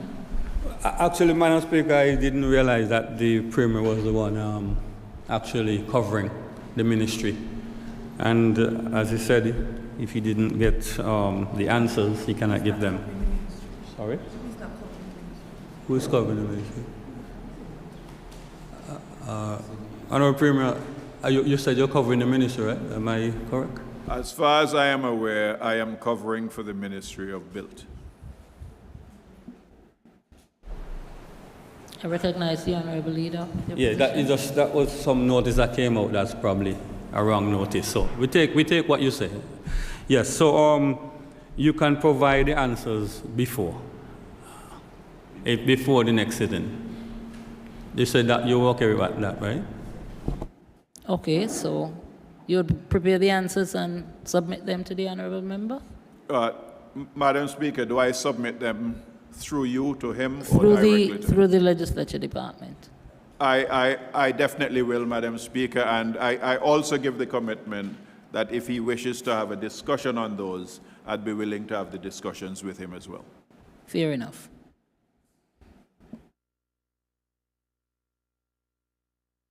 So we move on. Any more questions, Honorable? I recognize the Honorable Leader of the Opposition. Yes, Madam Speaker, I also have some questions for the Honorable Minister of Health, Social Services. I do hope that there is someone covering.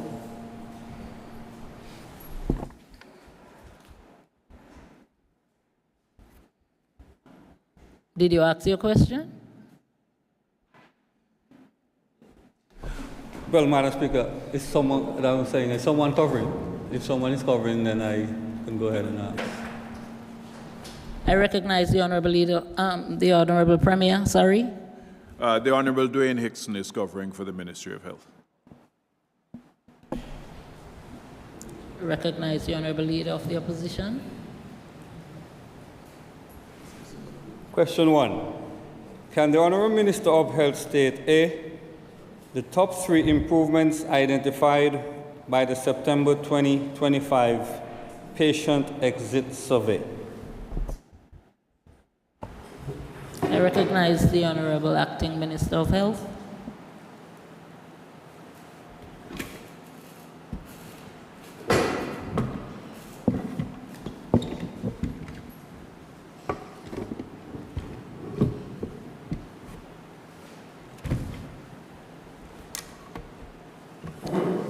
Thank you, Madam Speaker.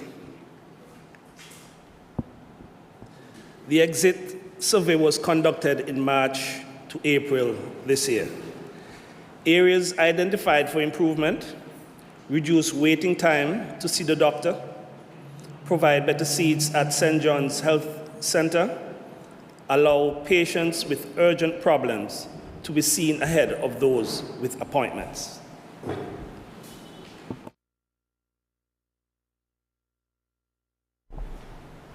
Recognize the Honorable Leader of the Opposition.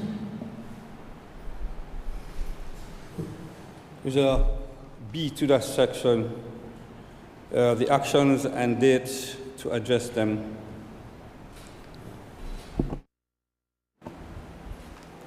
I recognize the Honorable Minister.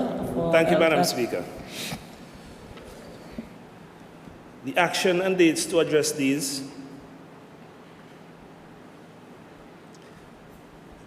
this is being addressed by giving patients specific appointment times and encourage them to arrive a few minutes before their scheduled appointment instead of all arriving at 8 a.m.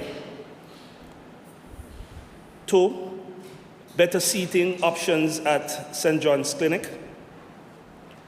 Foldable plastic chairs have been replaced with sturdy, stackable chairs.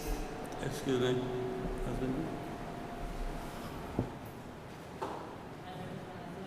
I recognize the Honorable Leader of the Opposition. Yeah, actually, I think it's my turn to read the question. Excuse me? I think it's my turn to read the question. Honorable Hickson was reading my question. I think that's just a mistake. Yeah. I'm going. No, I think you asked two. him the actions and dates to address them. So I think that is what he was addressing. I think he was addressing the actions and the dates. You had asked B, didn't you? Yes, so proceed. Thank you, Madam Speaker. So to address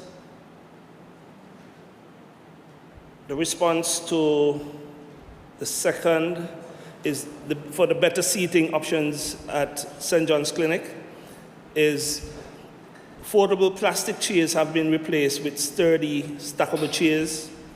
While the comfort level may not have improved, these are safe options as they reduce the risk of falls.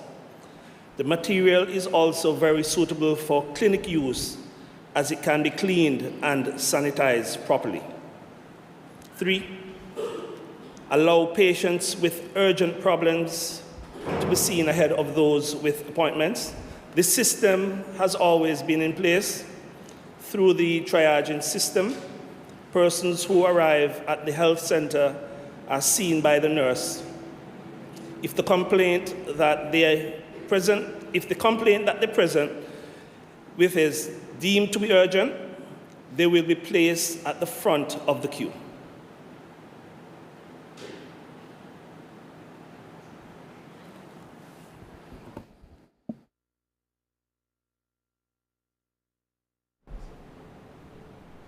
I recognize the Honorable Leader of the Opposition. Does the ministry intend to publish ongoing performance data for the various health centers? I recognize the Honorable Acting Minister of Health. Once the audits are performed, then they will be presented at the annual research conference.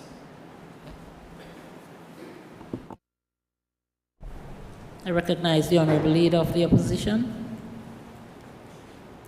Can the Honourable Minister update the House on A, the status of the planned local dialysis service, staffing, equipment procurement, service ready date?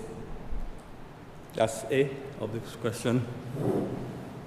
I recognize the Honorable Acting Minister of Health. Thank you, Madam Speaker. The ministry is currently reviewing proposals, and once these are completed, the best way forward will be determined. Additionally, the ministry is awaiting a report from UK HSA with recommendations for a clear pathway for chronic kidney disease.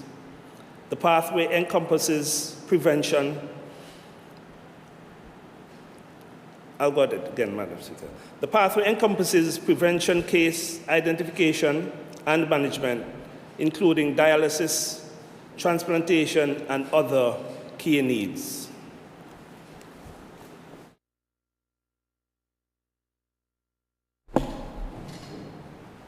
I recognize the Honorable Leader of the Opposition. B, the sustainability of the interim arrangements for emergency referrals and critical care off island. I recognize the Honorable Acting Minister. Thank you, Madam Speaker. Madam Speaker, this part of the question I would like to defer. Is there a reason for that? Thank you, Madam Speaker. I didn't get an answer for it. Honorable Leader of the Opposition.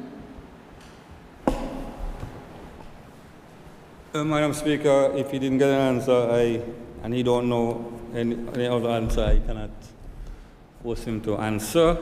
So this brings me to the end of my questioning time. So thank you, Madam Speaker. Thank you.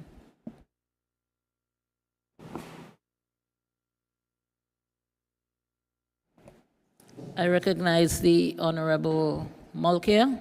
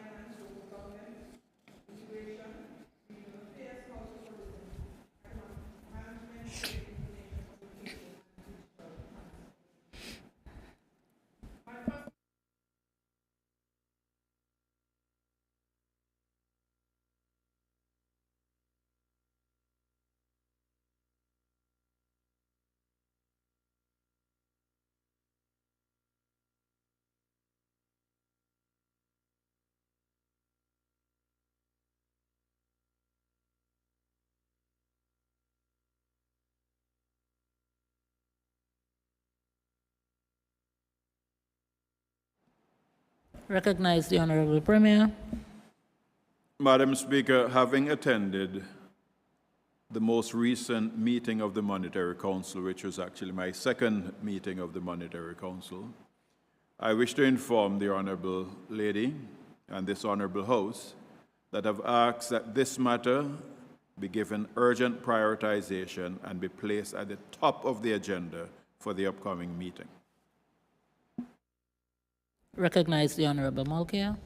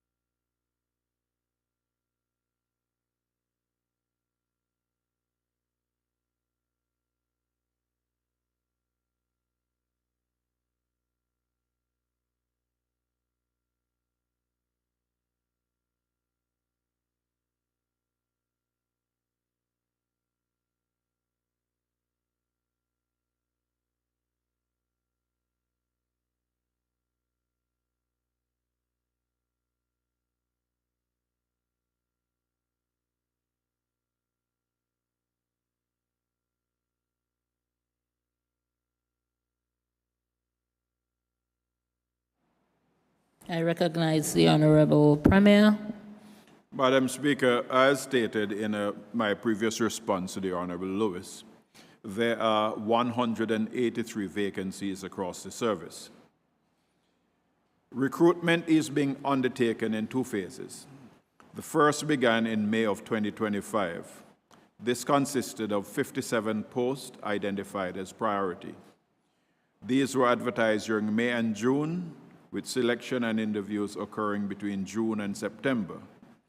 Priority was given to key vacancies within education and health, among other critical areas. Madam Speaker, another portion of publications will occur in October, with successful appointments occurring between December and March. Madam Speaker, the ODG is collaborating with ministries and departments to work towards the target of a 30-day turnaround from selection to making an offer.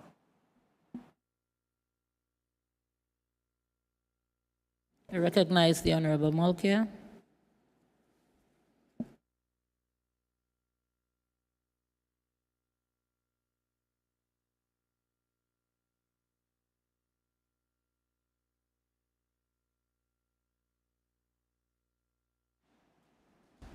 I recognize the Honorable Premier.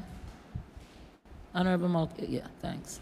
I recognize the Honorable Premier. Madam Speaker, as I indicated earlier, there was some confusion in terms of the allocation of ministerial responsibilities.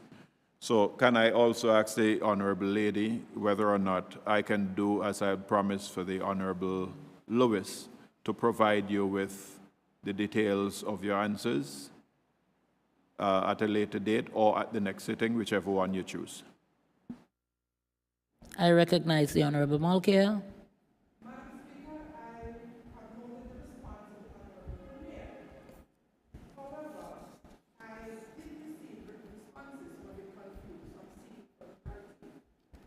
You received written responses. Honorable Premier. And those were signed by whom?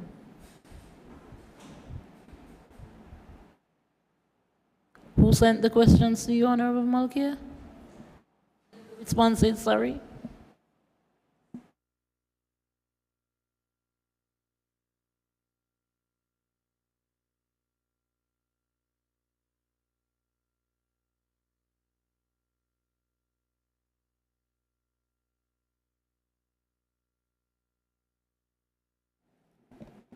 They are unsigned. Wow. So if the Honorable Premier is covering, and he did not.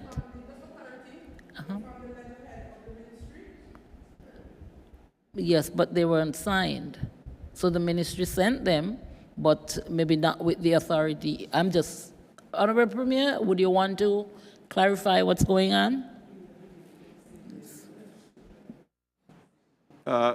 Madam Speaker, as I've indicated previously, I have not seen any responses from the Ministry of Build.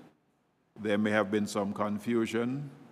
And as I said, okay, since you have the responses, if you wish, we can discuss them, but I can't respond to them at this stage. And what I have a copy here as well, and they are really unsigned. How do you wish to proceed, Honorable Malkia?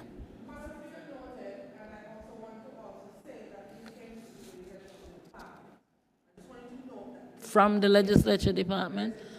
So, okay. From the Ministry of Build. So we will have to look into that, Madam Clerk. Yes. The responses are for the general public, so then therefore at the next sitting, I would like to have them presented. So you want them presented next sitting as opposed to ahead of the sitting? At the next. No. Between now and the next sitting, or at the next sitting? At the next sitting. Okay.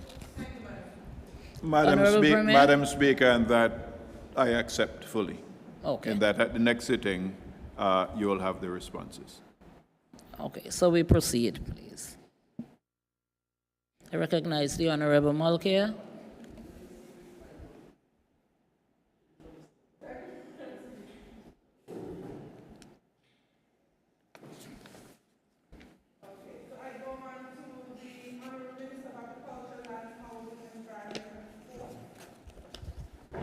And we do have somebody covering?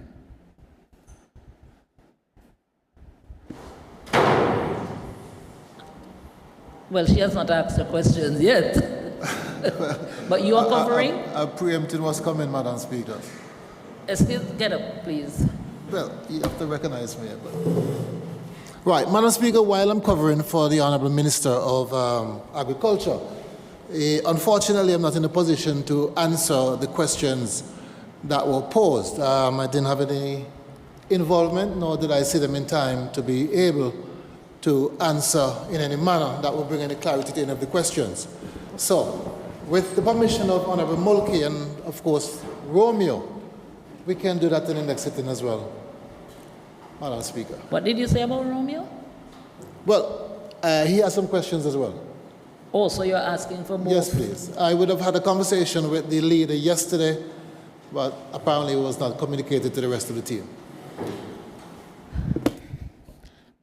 Honorable members, Mulcair and Romeo, you're yet to ask your questions. Having heard what the Honorable Buffon stated, what is your position? The Honorable Mulcair. Thank you, Madam Speaker.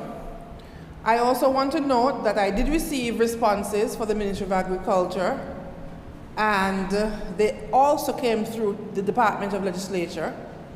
So it's unfortunate that we are going this route, but nonetheless, I can't pressure the honourable member if he doesn't have the responses. So for the next sitting, I look forward to receiving the responses to those questions. So, having said that, do I resubmit to be read again? Just want to be clear, Madam Speaker. No, I don't think you'd have to resubmit. We'll just... Okay, thank you, Madam Speaker.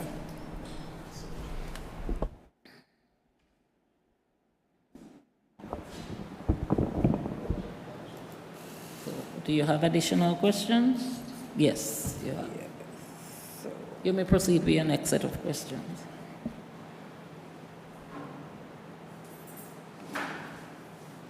So, Madam Speaker, my next set of questions will go to the Honourable Minister of Education, Health and Social Services. Okay. And I'm assuming I can proceed? Yes.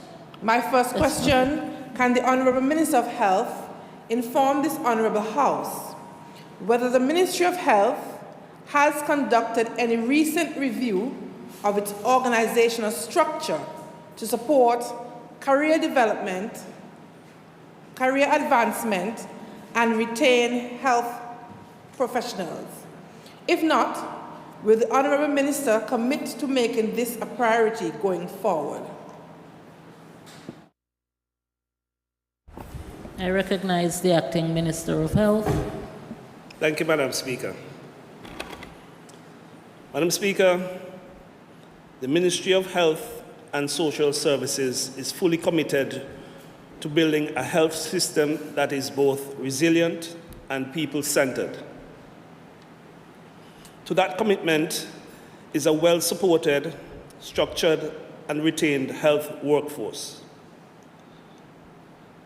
To this end, I am pleased to report that in 2023, the Ministry undertook a comprehensive full-time equivalent FTE review, comparing the existing workforce to both the operational demands of the current system and design's requirement of the new national hospital.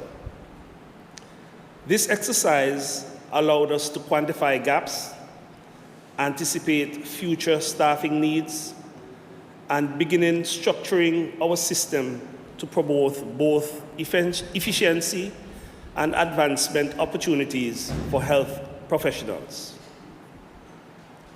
Further to this, and in a significant milestone for Montserrat, the Ministry partnered with the World Health Organization and the UK Health Security Agency to pilot the essential public health functions, mapping and measurement framework, making Montserrat the first small jurisdiction globally to do so. The report is finalized. This landmark initiative mapped Montserrat's health workforce against international standards. Priority gaps have been identified and detailed evidence will be available to support future business cases. These historical efforts continue in the fiscal year 2025-2026, are being directly supported by budgetary allocations under the Montserrat Health Transformation and Strengthening Program.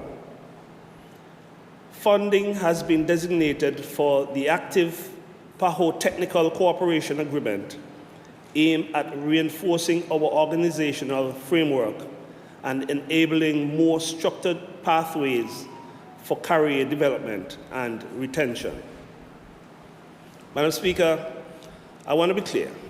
While systematic challenges remain, particularly in recruitment and training infrastructure, the Ministry is taking data-driven action. These reviews, pilot programs, and upcoming strategic reforms demonstrate that this government is not only committed to prioritizing the health workforce, we are actively doing so. In conclusion, we recognize that our health professionals are the foundation of an effective system. The work we are doing now ensures that their skills are supported, their careers are structured, and their value to the people of Montserrat is reinforced through policy, planning, and investment. I recognize the Honourable Mulcair. Thank you, Madam Speaker.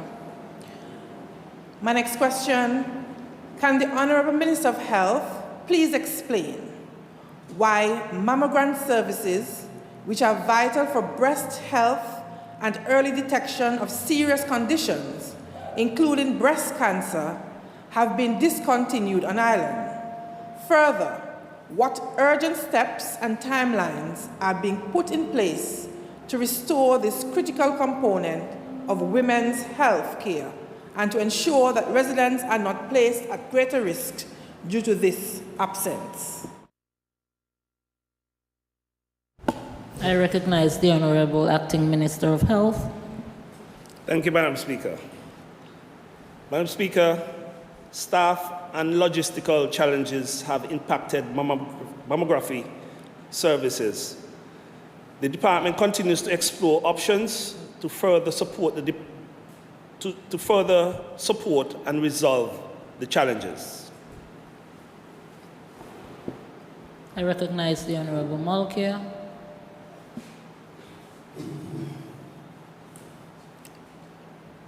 Can the Honourable Minister of Health clarify whether the Ministry of Health, A, has reviewed the current on-call allowances for medical technologists, pharmacists, and radiology staff, given that they receive as little as $105 after taxes for being on call 128 hours a week with unlimited call-outs? And B, when can staff expect a revised, fair, and competitive on-call allowance? I recognize the Honorable Acting Minister of Health. Thank you, Madam Speaker. Madam Speaker, the Ministry is cognizant of the challenges associated with the on-call allowances.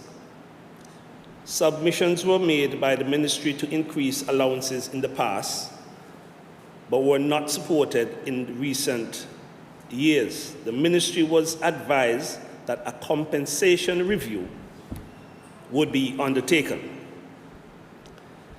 The ITT Consultancy for Public Service Compensation Review, May 2025, Terms of Reference 5.1, background provides the following preamble.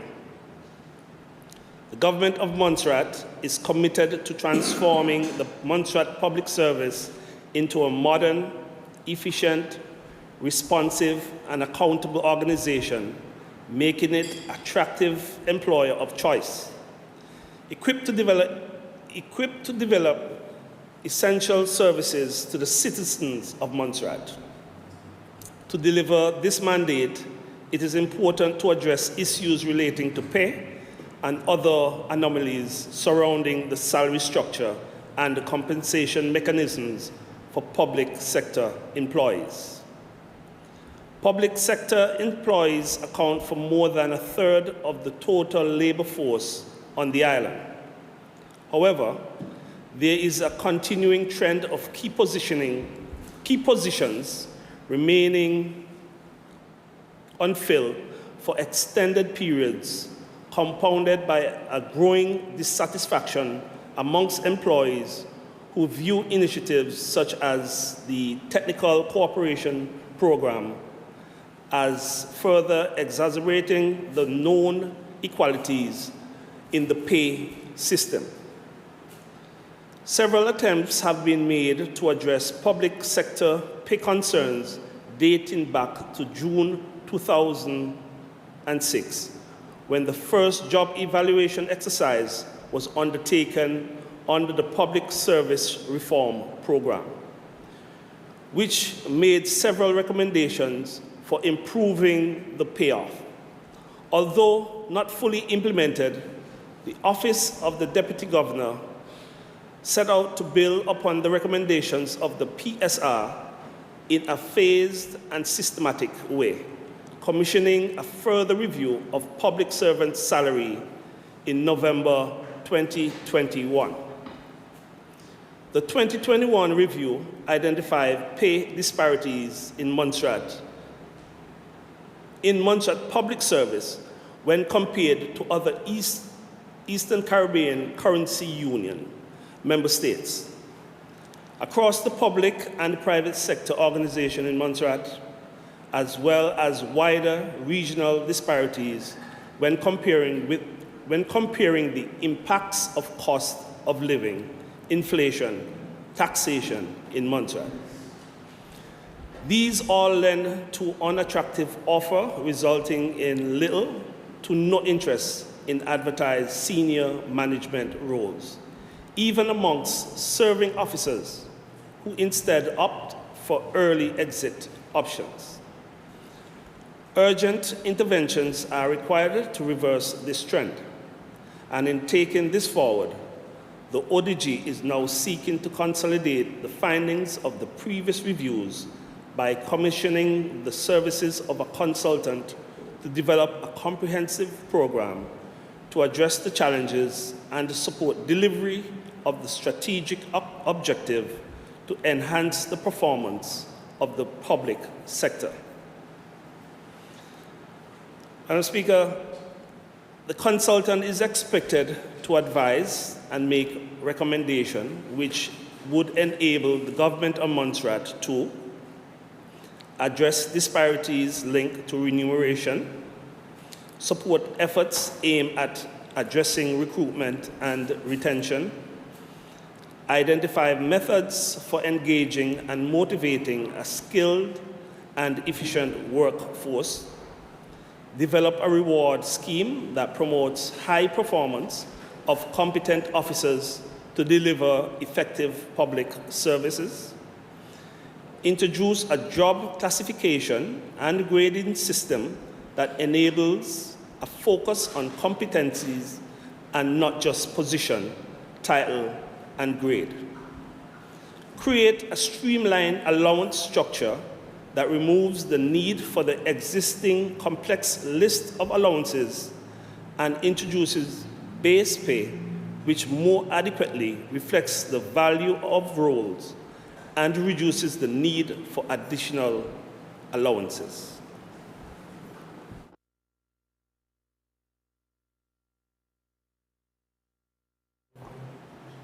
I recognize the Honorable Mulcair. Thank you, Madam Speaker.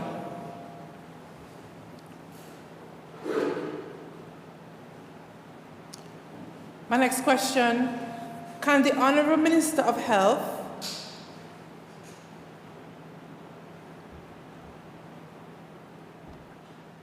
explain what urgent measures are being implemented to recruit and retain qualified staff in the laboratory, pharmacy, and radiology divisions to prevent staff burnout, backlog, to safely manage expanded services such as CT scans and mammograms, and to allow for rotation to reduce radiation exposure, risk, and delayed patient care? I recognize the Honorable Acting Minister of Health. Thank you, Madam Speaker. I'll start off with the laboratory, Madam Speaker. A submission was made for the creation of a laboratory assistant in 2024-25 to take effect in the fiscal year 2025-26 and was resubmitted in 2025 for consideration for 2026-2027. A substitute laboratory technician was engaged to provide assistance until all 6 positions are filled.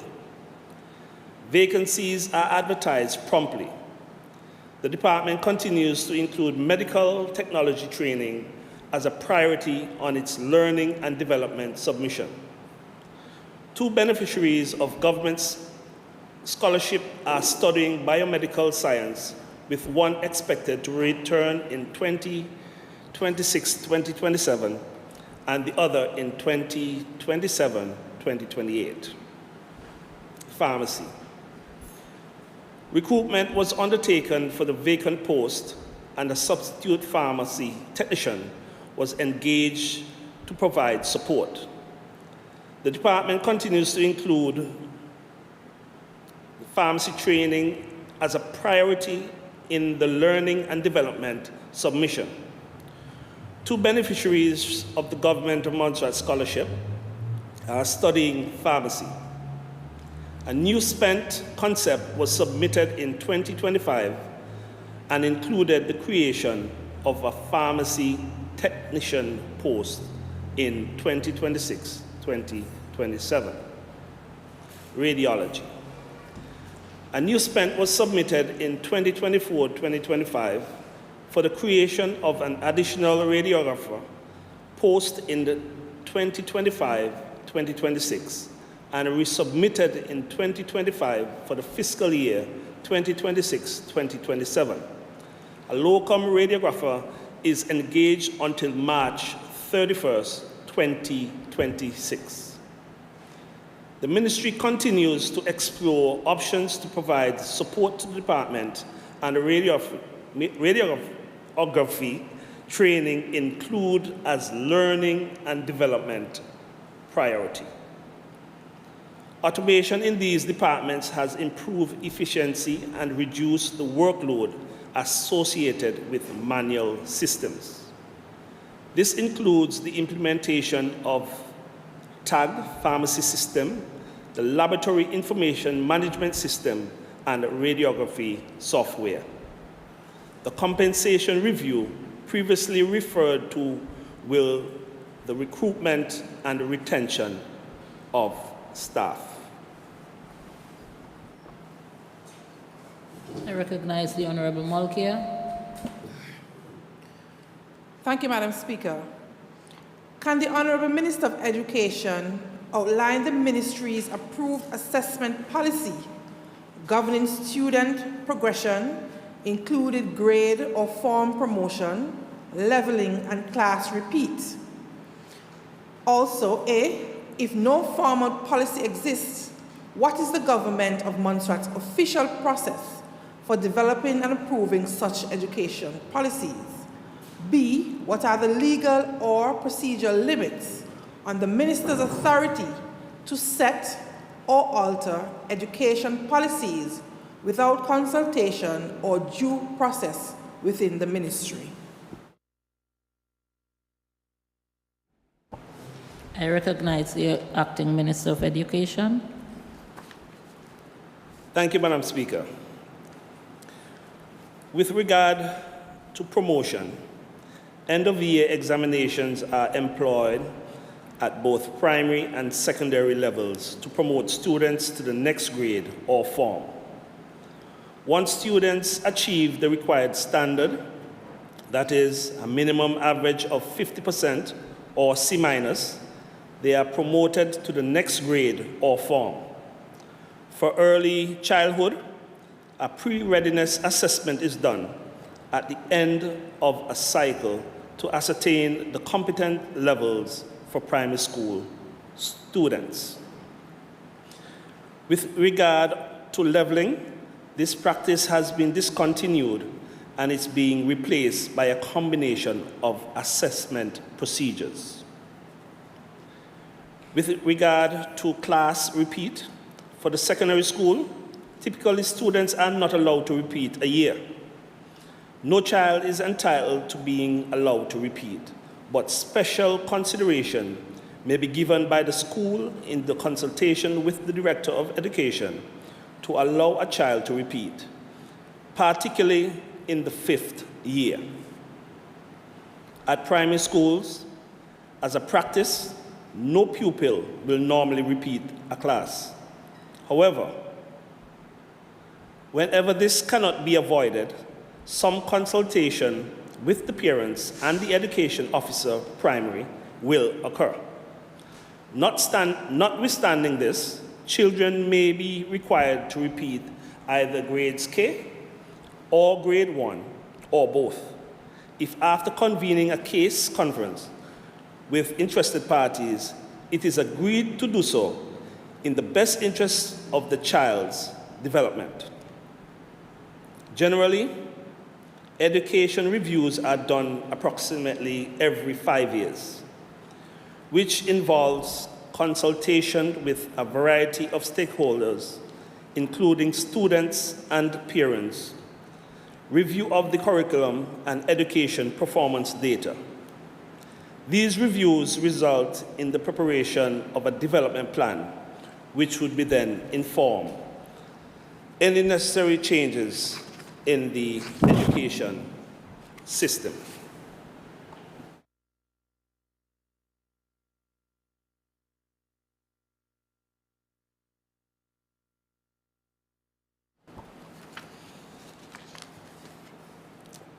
The Education Act addresses the powers of the minister. Section 5.1 states that for the purpose of carrying out the responsibility conferred by this Act, the Minister shall have the power to make provision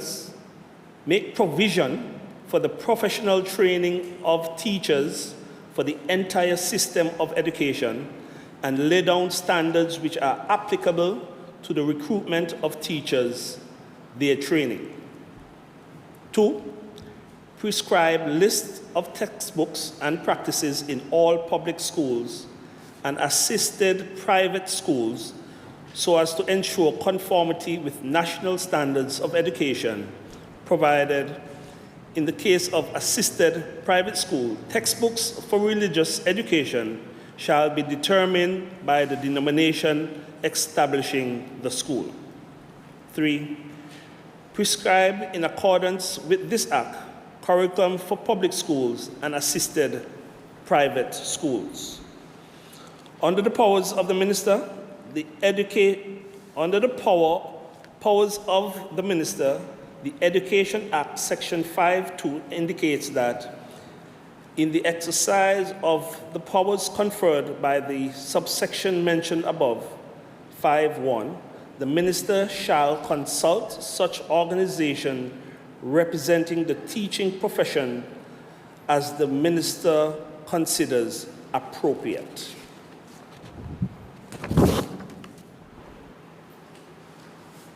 I recognize the Honorable Mulcair. Thank you, Madam Speaker. Can the Honorable Minister of Education explain the process for establishing a school or specialized service to support students with learning or performance challenges? A, what formal policy guides the role and services of special education needs specialists on the island?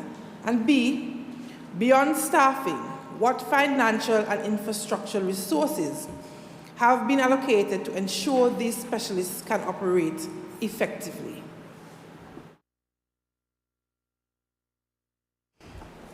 Recognize the Honorable Acting Minister of Education. Thank you, Madam Speaker. With regard to the process for establishing a specialized service to support students with learning challenges, Section 4.1d of the Education Act states that the Minister is responsible for establishing and maintaining or assisting in the establishment and maintenance of educational institutions. For special education, Section 4.1.1 of the Act also states that the Minister shall be responsible for the referral of children who have been identified by the Director of Education as having learning difficulties to appropriate medical, educational, social service, or agencies where they exist for remedial treatment or assistance. Part 4 of the Education Act also deals exclusively on special education. Section 81, 2, and 3 under this part of the Act indicates that the Director shall provide special education programs for students, that students entitled to special education shall have the program delivered in an enabling environment in consultation with professional staff, and that a special education program may take the form of an individual education plan. The role of the Services of Special Educational Needs, SEN, specialists guided by the diagnostic assessment, have been conducted in the past to identify students with special education needs. The reports from these tests guide the process of employing both human and material resources to meet the needs of SEN students. In supporting this policy and the responsibility of the Minister as laid out in the Education Act, the Minister is advancing the process of establishing services to support children experiencing development, and learning challenges. This process is being uplifted by the commencement of formalizing a SEND unit and recruitment currently undergoing to engage several specialists to include an educational psychologist, a speech therapist, a behavioral specialist, and a special education needs coordinator, along with additional personal assistance. The role of each specialist is guided by their job description as provided by the government of Montserrat. Some children, parents, and local educators participated in a mini workshop in preparation for the establishment of the unit. Madam Speaker, with regard to an allocation of financial and infrastructural resources for special education needs, the Ministry has submitted a project proposal for increasing funding for SEND, which would include specialized materials, equipments, but some minimal diagnostic testing equipment has been purchased in the meantime. Plans are advanced to seek to set up a special facility, a special education needs unit. Currently, the Pupil Support Unit provides a space for SEND students at the Montserrat Secondary School. The SEND teachers, as well as the guidance counselors, offer teaching support in the form of activities and individualized work plans. In severe cases, personal assistants are utilized to support such students. Within the primary sector, there are designated rooms and SEND teachers who provide similar support to SEND students. The guidance counselors work in partnership with the teachers to provide added support. I recognize the Honorable Mulcair. Thank you, Madam Speaker. Just want to say thank you to Honorable Hickson for providing responses, and that's the end of my course of questioning. Thank you.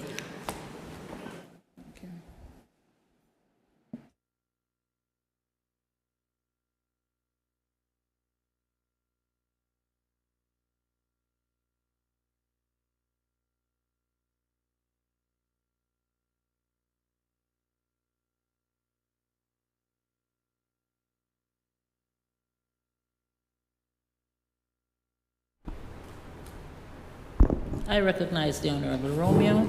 Thank you very much, Madam Speaker. And thanks also to Honorable Hickson. He's provided answers, and he's going to answer, but I'm going to start with the Honorable Premier. I'll give Honorable Hickson a bit of a break. First question to the Honorable Premier. During the previous sitting of this Honorable House, the Honorable Premier and Minister of Access and Tourism indicated that his ministry was preparing to procure a ferry for the Christmas and St. Patrick's season. In light of the significant losses to businesses, to tourism, and the wider community over the past 2 years, could the Honourable Minister explain why the government of Montserrat is only seeking to contract a ferry for 6 to 7 months of the year, rather than for a longer period of at least 1 to 2 years? I recognize the Honorable Minister of Access. Yeah, Madam Speaker, the current access strategy, as indicated in this very House, is for 1 year. The data received from the current fiscal period will set the basis for developing longer-term agreements with all access modalities to include ferry services.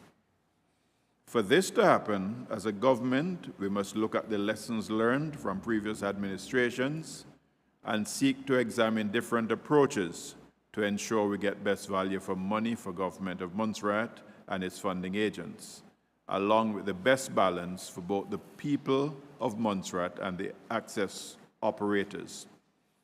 We are therefore, Madam Speaker, looking to start developing and implementing those longer-term agreements for the next fiscal period.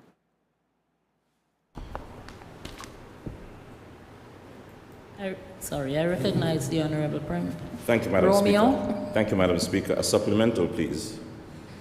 Honorable Premier, if the access strategy says 1 year, why not then recruit for a year instead of 6 months?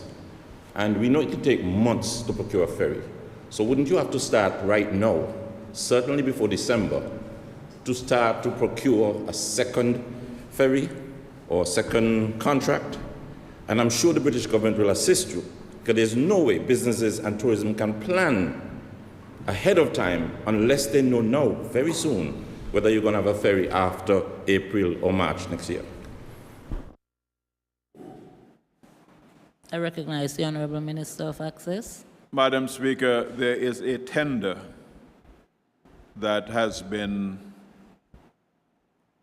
put before the public, an invitation to tender, where we're expecting those tenders to come in sometime around October, middle of October, with an award for the 1st of November. This is for service up to March, April of next year. Any subsequent arrangement will follow on from the data which we receive from such a tender. I recognize the Honorable Romeo. Thank you, Madam Speaker. My next question. Many people, including tourists and members of the diaspora, cannot afford to travel to and from Antigua at costs of over $900, depending on whether one spends 24 hours or more in Antigua before traveling onward to another country or back to Montserrat. Also, before COVID, the ferry cost from Antigua was $150 to $300 return, EC.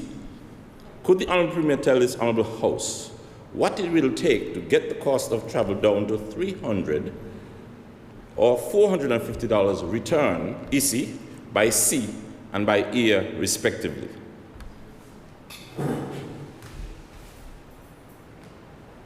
I recognize the Honorable Minister of Access. Madam Speaker, I am sure that all countries and their peoples would like to be able to subsidize travel or have subsidized travel down to the tune of $300 or $450 EC dollars.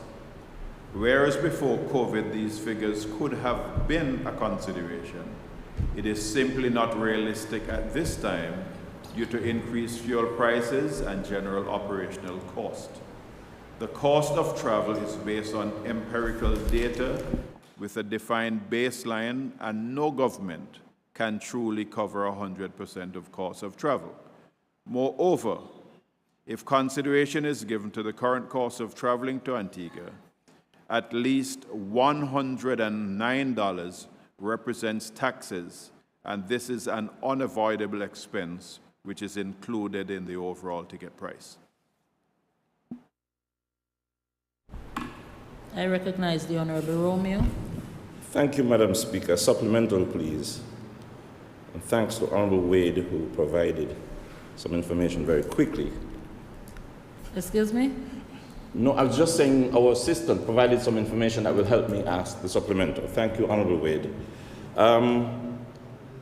Madam Speaker, I'd like to ask the Honorable Premier, or at least mention the fact that access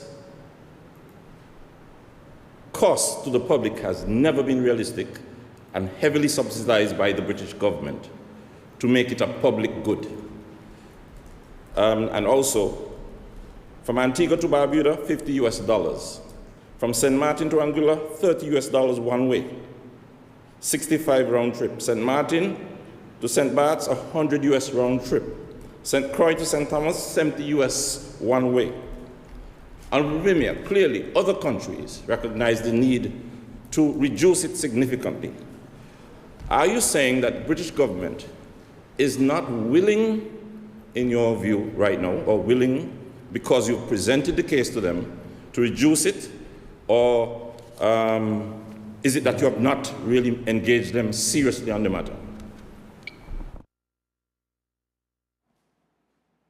I recognize the Honourable Minister of Access. Madam Speaker, whereas we like to look at what happens in other countries without the background data, we have to recognize that Montserrat, with its limited runway size, limited resources, we do have a ring-fence sum which is available to us for access for this fiscal period, and we will operate within the framework of the funds available to us. I recognize the Honourable Romeo. Madam Speaker, would you allow a further supplemental for clarity? Please. For clarity, because something he said is not clear. Yes, go ahead. Honourable Premier said we have limited resources. Is he saying that the resources available via the British government is limited, so limited that he cannot get more funds? I recognize the Honourable Minister of Access. Madam Speaker, I wish to correct the Honourable Gentleman. I indicated that the funds available to us for this fiscal period are the funds which we will be utilizing.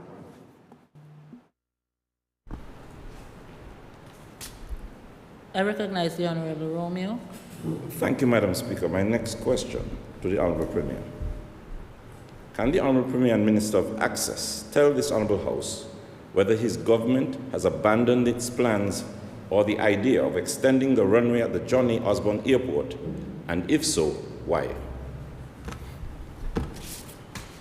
Madam Speaker. Your mic, please, And I recognize the Honourable Minister of Access. Madam Speaker, our Vision for Access 2025 to 2050 outlines that it is our intention to establish permanent, reliable air and sea access infrastructure to ensure seamless connectivity in and out of Montserrat. This government has not abandoned any plans or ideas of extending the runway at the John Alfred Osborne Airport or any other options. It is in fact proceeding with its medium-term 1 to 5-year plan, which incorporates setting affordable airfares, providing alternative routes into and out of Montserrat, and establishing permanent and reliable air access. It is evident that this government, in alignment with its manifesto promise, is implementing its strategic plans for air access, which is evidenced by the Twin Otter flights arriving and airlifting from the John Alfred Osborne Airport, and the expansion of air routes direct from Montserrat to St. Martin and St. Kitts. This government continues to progress its National Development Plan for air access. Recognize the Honourable Romeo. Thank you, Madam Speaker. A supplemental, please, Madam Speaker. The Honourable Premier said that UA's manifesto outlines on the long term, 5 years, its vision for access, and that it is their intention to establish permanent, reliable air and sea access infrastructure to ensure seamless connectivity into and out of Montserrat. My supplemental is, does that include establishing affordable access to the people of Montserrat? I recognize the Honourable Minister of Access. Madam Speaker, the definition... Honourable Romeo should not be standing when he's speaking. The definition of affordable is a very broad one. And what is affordable to some is not the same for others.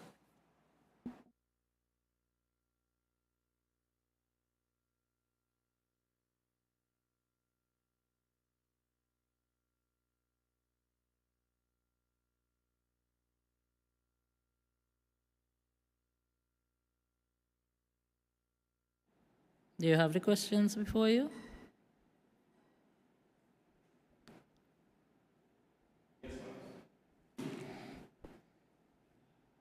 I recognize the Honorable Romeo. You need to put your mic on, please. My fourth question, Madam Speaker. Over the past year and more, relatives and friends seeking to visit inmates at Her Majesty's Prison, His Majesty's Prison, have repeatedly been informed that visits cannot be accommodated due to staff shortages. Even religious prison ministry visits are at times uncertain. May I therefore ask the Honourable Premier to inform this Honourable House, A, how many officers is Her Majesty's Prison, His Majesty's Prison, currently understaffed by? I recognize the Honorable Premier. Madam Speaker, the approved complement for His Majesty's Prison is 30 officers. The institution is currently operating with 29 officers. The prison is therefore understaffed by 1 officer. I recognize the Honorable Romeo. Thank you, Madam Speaker. And B, to that question, why have the necessary staff not yet been recruited? I recognize the Honorable Premier. Madam Speaker, the recruitment process for the vacant post is ongoing. We are currently awaiting the outcome of that process. I recognize the Honorable Romeo. And C, to that question, Madam Speaker, who bears the ultimate responsibility for making the case to secure funding, whether for staffing, essential equipment, or other critical projects and programs required to ensure the proper and effective functioning of His Majesty's Prison? I recognize the Honorable Premier. The Office of the Deputy Governor holds accounting responsibility for His Majesty's Prison and works in collaboration with the Governor's Office to submit proposals in line with established procedures. Recognize the Honorable Romeo. A supplemental, please, Madam Speaker. For clarity and the edification of this House and the public, I'd like to ask a supplemental. Honourable Premier, are you saying that Her Excellency the Governor, her office and the Deputy Governor are ultimately responsible for negotiating with His Majesty's Prison, or on behalf of His Majesty's Prison, to ensure proper funding, whether for staffing, essential equipment, or other critical projects and programs required to ensure that the proper and effective functioning of His Majesty's Prison takes place? I recognize the Honorable Premier. Madam Speaker, since he has repeated the question, I'll repeat my response. The Office of the Deputy Governor holds accounting responsibility for His Majesty's Prison and works in collaboration with the Governor's Office to submit proposals in line with established procedures. Such submissions are normally made just like any other government department or any government agency.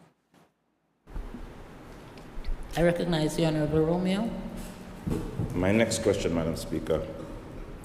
Can the Honourable Premier tell this Honourable House what the current status of the survey of living standards being undertaken by the Statistics Department is by letting us know, A, how many households have been interviewed so far?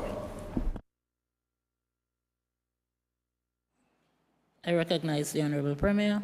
Madam Speaker, as at the 25th of September 2025, a total of 411 households have been reached for the ongoing 2025 Household Budgetary Survey and Survey of Living Conditions.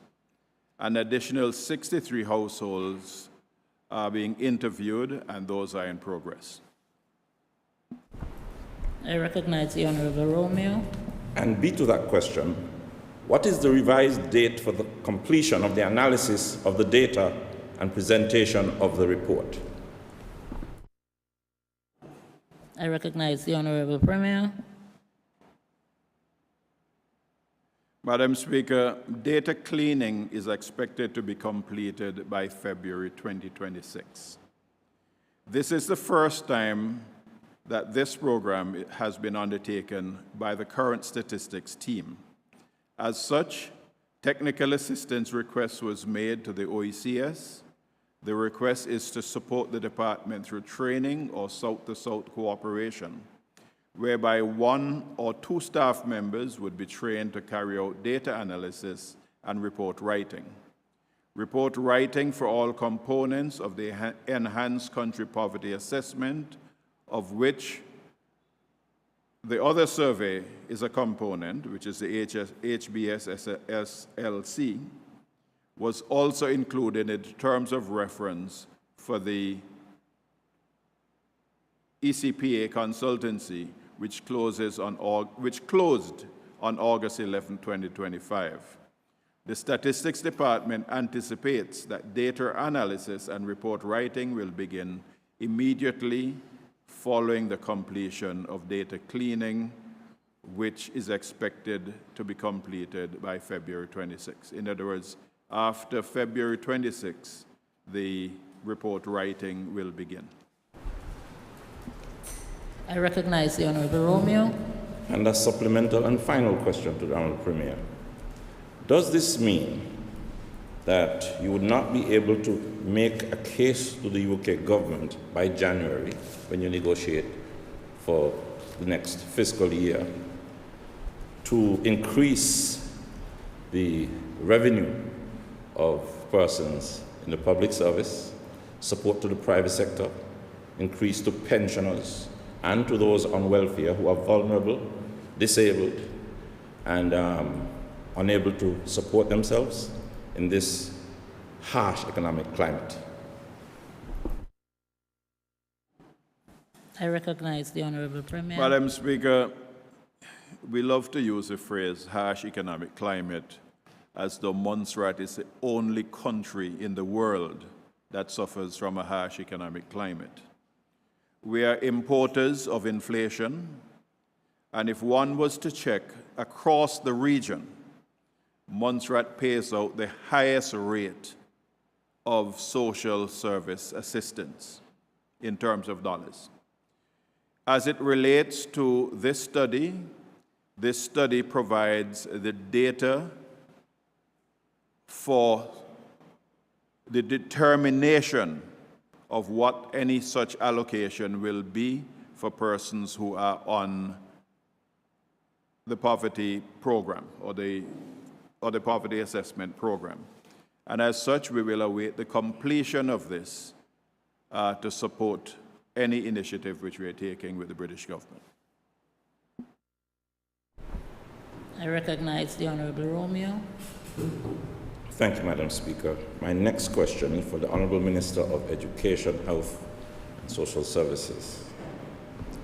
Could the Honorable Minister of Education and Health tell this Honorable House the amount of money that was budgeted by the Ministry of Health for Medivac purposes at the beginning of 2011 to 2012, the 2011 to 2012 government budget cycle, and how much was eventually expended that year for Medivac purposes? I'll ask a question again.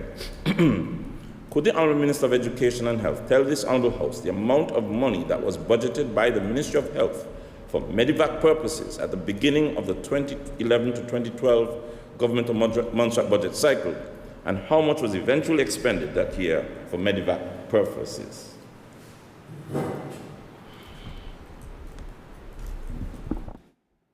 I recognize the Honorable Acting Minister of Health. Thank you, Madam Speaker. It is difficult to ascertain how much was budgeted for Medivac purposes at the beginning of the year 2011 to 2012 within the Ministry of Youth Affairs, Community Service and Sports, as the community services would have given a lump sum for public welfare safety nets to include medicals.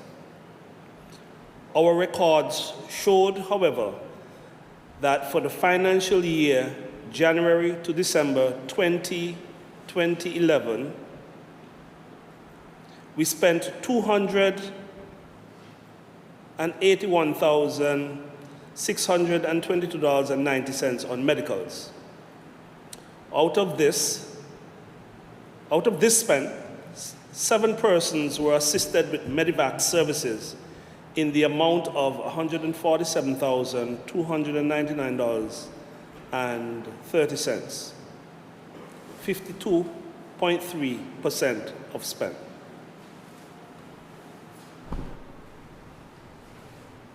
I recognize the Honorable Romeo. Thank you, Madam Speaker. Since the substantive minister is not here, I won't ask any supplemental questions. It would not be fair. My second question, could the Honourable Minister tell this Honourable House how much money was budgeted for medevac purposes for the year 2025 to 2026, and how much has been spent so far for medevac purposes this year?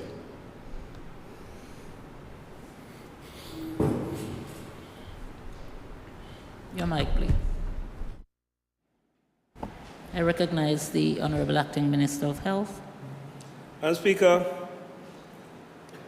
there is not a separate vote within the Ministry of Health and Social Services for medevacs.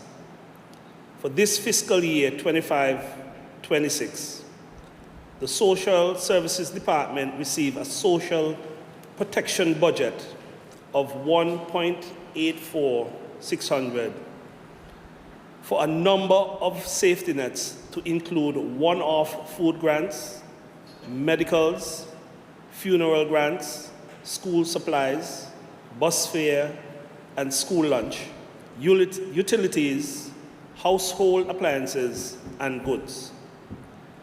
Based on past trends, the ministry would have allocated internally $115,000 monthly, yearly 1.38 for medevacs. We have spent thus far $149,688.88. The ministry have outstanding invoices to be paid of $378,566.91. I recognize the Honorable Romeo. Thank you, Madam Speaker. My next question. Can the Honourable Minister of Health tell this Honourable House how many people are presently paying for medevac services that were provided on their behalf and the total amount that is owed? I recognize the Acting Minister of Health. Thank you, Madam Speaker. Madam Speaker, 12 persons were assisted with medevac for the fiscal year 2025-26. The total cost is $430,975.44. All 12 persons would have signed the medical repayment plan. Out of the 12, 4 persons are currently repaying monthly for their medevac assistance.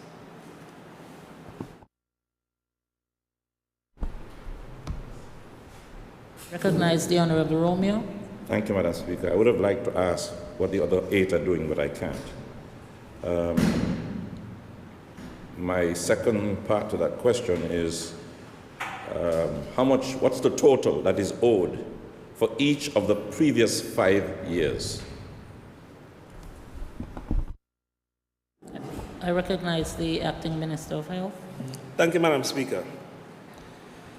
The amount includes medevacs out and return.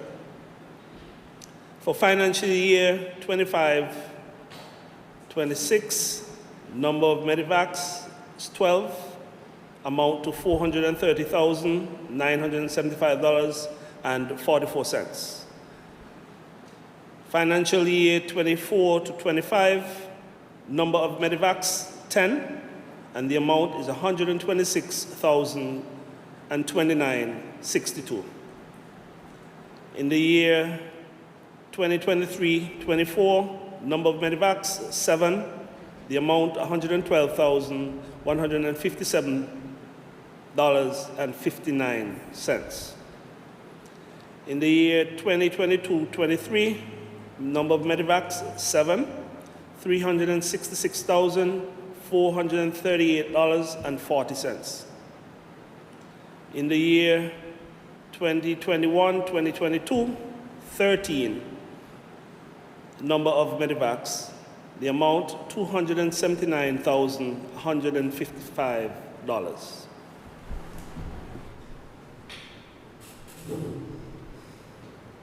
I recognize the Honorable Romeo. Thank you, Madam Speaker. My next question.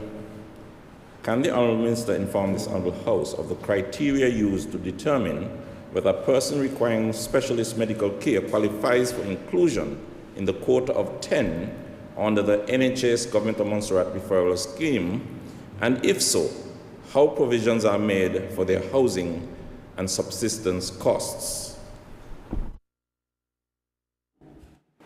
I recognize the Acting Minister of Health. Thank you, Madam Speaker. A patient with a chronic and complex condition that cannot be effectively managed in Montserrat or within the region may be referred for specialist medical care under the NHS/Government of Montserrat referral scheme. In addition, the referral system requires that the following criteria be met. 1, legal residency. The patient must have the legal right to reside in the United Kingdom for the duration of their treatment. This requires either UK or Montserrat citizenship. 2, support system in the UK. The patient must have a relative, family member, or friend who is legally residing in the UK. This individual is expected to assist with accommodation and subsistence costs, as the Government of Montserrat does not cover these expenses. Furthermore, the address of this designated support person will be used to help determine the patient's location of care. 3, official referral. The referral must be made by the designated referring officer in Montserrat.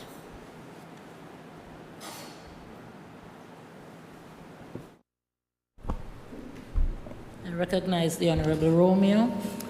Yes, Madam Speaker, my next question to the Honourable Minister. Could the Honourable Minister inform this Honourable House, A, how many persons to date this year have either been referred or qualified to travel to the United Kingdom under the NHS Government of Montserrat 10 quota scheme that we speak of? I recognize the Honorable Acting Minister of Health. Thank you, Madam Speaker. For the year, 4 persons have been qualified to travel to the United Kingdom under the NHS Government of Montserrat 10 quota referral scheme. I recognize the Honorable Romeo. And B for that question, whether there are individuals with medical needs that cannot be met in Montserrat, but who do not qualify under the NHS Government of Montserrat 10 quota referral scheme. I recognize the Acting Minister of Health. Thank you, Madam Speaker. Yes, some persons will not qualify under the NHS Government of Montserrat 10 quota referral scheme. However, the NHS and the Government of Montserrat 10 quota referral scheme is not the first choice or referral point for patients in Montserrat to receive further medical care.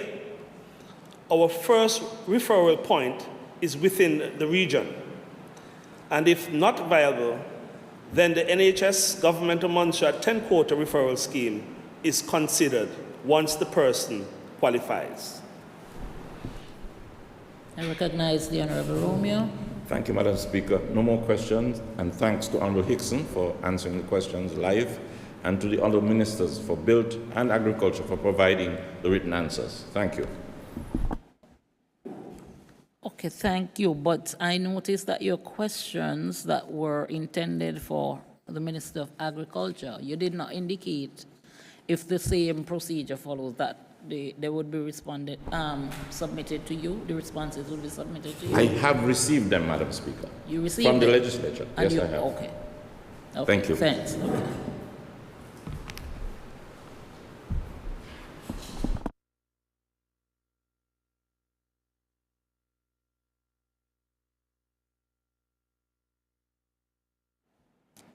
Motions.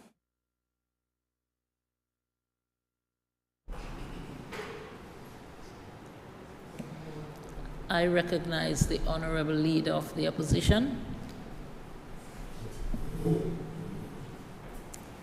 Madam Speaker, I rise to move a motion to present to this Honorable House a resolution entitled Terms of Conditions of Employment, including the remuneration and allowances of the Auditor General. Madam Speaker, whereas it is provided under Section 102 of the Montserrat Constitution Order 2010 that the Chairman of the Public Accounts Committee of the Legislative Assembly may propose a resolution setting out the terms and conditions of employment, including the remuneration and allowances of the Auditor General. And whereas the Chairman of the Public Accounts Committee of the Legislative Assembly proposes this resolution setting out the terms and conditions of employment, including remuneration and allowances of the Auditor General in the schedule. And whereas the Chairman of the Public Accounts Committee of the Legislative Assembly proposes that the Legislative Assembly approves the terms and conditions of employment set out in the schedule as the terms and conditions of employment of the Auditor General. Be it resolved that the terms and conditions of employment set out in the schedule are approved by the Legislative Assembly as the terms and conditions of employment of the Auditor General. As per schedule, terms and conditions of employment of the Auditor General. Oath or affirmation of office. The Auditor General shall, before undertaking any duty or function of the office of Auditor General, take an oath or affirmation of office that he or she will well and truly serve His Majesty King Charles III, his heirs and successors, and the people of Montserrat in the office of Auditor General. Functions. The Auditor General shall perform the following functions: prepare and submit a comprehensive business plan to the Public Accounts Committee and the Governors annually. Maintain effective working relationships with accounting officers in the Montserrat Public Service. Prepare comprehensive estimates of revenue and expenditure in respect of the National Audit Office annually. Effectively manage funds that have been budgeted to the National Audit Office.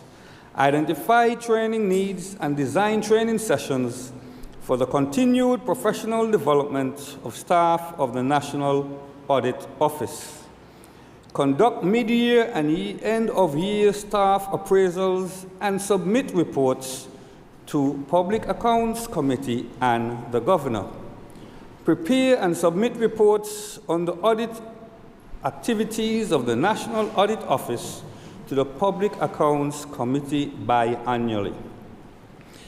Liaise with regional and international audit institutions for knowledge sharing, information gathering, and to obtain updates on modern auditing practices and issues.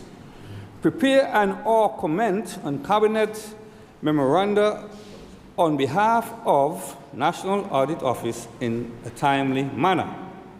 Keep staff of the National Audit Office informed of changes to international auditing and accounting standards, assess whether public sector expenditure is generating value for money, and prepare and submit reports and findings to the Public Accounts Committee biannually. Conduct an assessment of the effectiveness of internal accounting controls and the safeguards used by the organizations subject to audit, and prepare and provide recommendations to accounting officers of the organizations from time to time. Assess the validity of economic indicators and underlying assumptions of the Government of Montserrat fiscal strategy, and prepare and submit a report to the Public Accounts Committee biannually. Assess the extent to which the strategic and business plans of all government ministries and departments have been realized, and prepare and submit a report to the Public Accounts Committee annually. Provide comprehensive reports, recommendations, management letters, and verbal advice to audit findings to the Legislative Assembly from time to time. Examine whether monies which have been appropriated and disbursed have been dealt with in accordance with the proper authority, and prepare and submit a report to the Public Accounts Committee and the Governor from time to time. Review audit evidence to ensure that it is sufficient, relevant, and reliable to support the issue of a professional audit opinion on the financial audit statements of organizations subject to audit, including statutory certification of the annual accounts of the government, statutory, and other bodies. Ensure that there is a proper understanding of the audit function throughout audit entities. Conduct audit training for public sector entities as required. Any other function outlined in 103 of the Constitution of Montserrat. Any other function outlined in the Audit Office Act, number 21 of 2024. Remuneration. The remuneration of the Auditor General is as follows: basic salary of $100,512 per annum, duty allowance of $42,000 per annum, entertainment allowance of $7,200 per annum, professional allowance of $36,000 per annum, telephone allowance of $1,800 per annum, and transport allowance of $9,600 per annum. The remuneration of the Auditor General shall be paid in equal installments at the end of each calendar month. Leave. The Auditor General is entitled to 27 working days vacation leave with full pay per annum, and may be granted a maximum of 25 working days sick leave per annum. Madam Speaker, I present this resolution to the Parliament for their consideration. Madam Speaker, we do understand the importance of the approval of this resolution, given the National Audit Office Act to come into effect tomorrow, 1st October, and we wish to see that both the Act and the employment or appointment of the Auditor General is in line. Madam Speaker, I do beg the indulgence of my colleagues in this Honourable Parliament. I recognize the Honourable Mulcair. Thank you, Madam Speaker. Madam Speaker, I rise to second the motion moved by the Honourable Leader of the Opposition. As we know, the matter of the Auditor General's terms and conditions of employment is one of importance, and also for good governance and accountability. And I therefore, based on the premise, lend my full support to its consideration as outlined in the said resolution.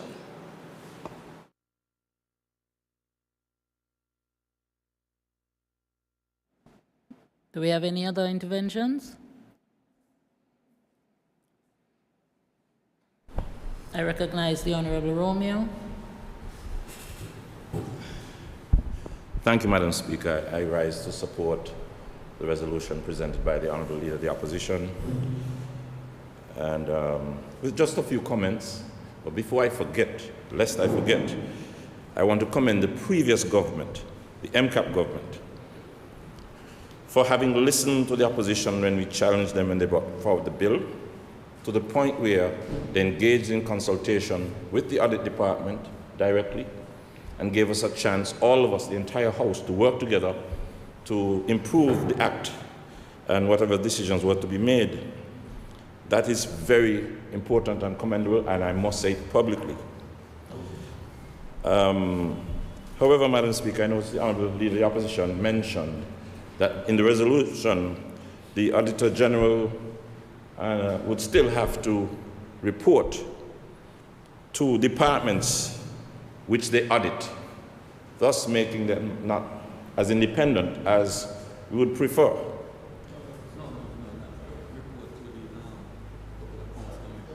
No, there's some sort of, not report, there's some sort of auditing of persons who they have some interaction with, like finance.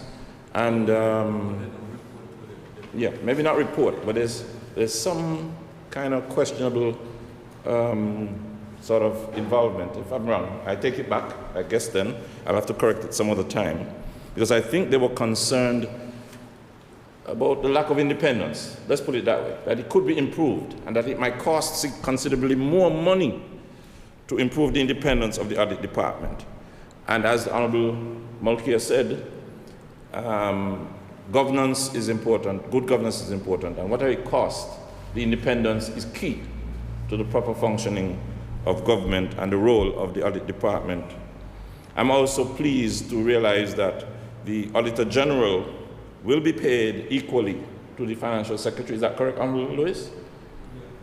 Yes, in accordance with the Constitution, is that right? I'm happy that that has been done, because that was a question. And with that, Madam Speaker, pardon me for the error I may have made. I want to support the Honourable Leader of the Opposition with this resolution going forward. Thank you. I recognize the Honourable Premier. Thank you very much, Madam Speaker. Madam Speaker, I think I'll speak on behalf of the members on this side, in that we support the resolution. I have one concern, however, and that is in relation to the independence of the Auditor General. And it is something that we'll have to take a look at later on, in that the Auditor General should in effect be reporting to the Legislative Assembly and not to the Governor. Okay, and that is something that we need to correct, because if you're reporting to the Governor, that's not giving you the type of independence that is required. But outside of that, which is a matter which we'll discuss later, this side of the House fully supports the resolution.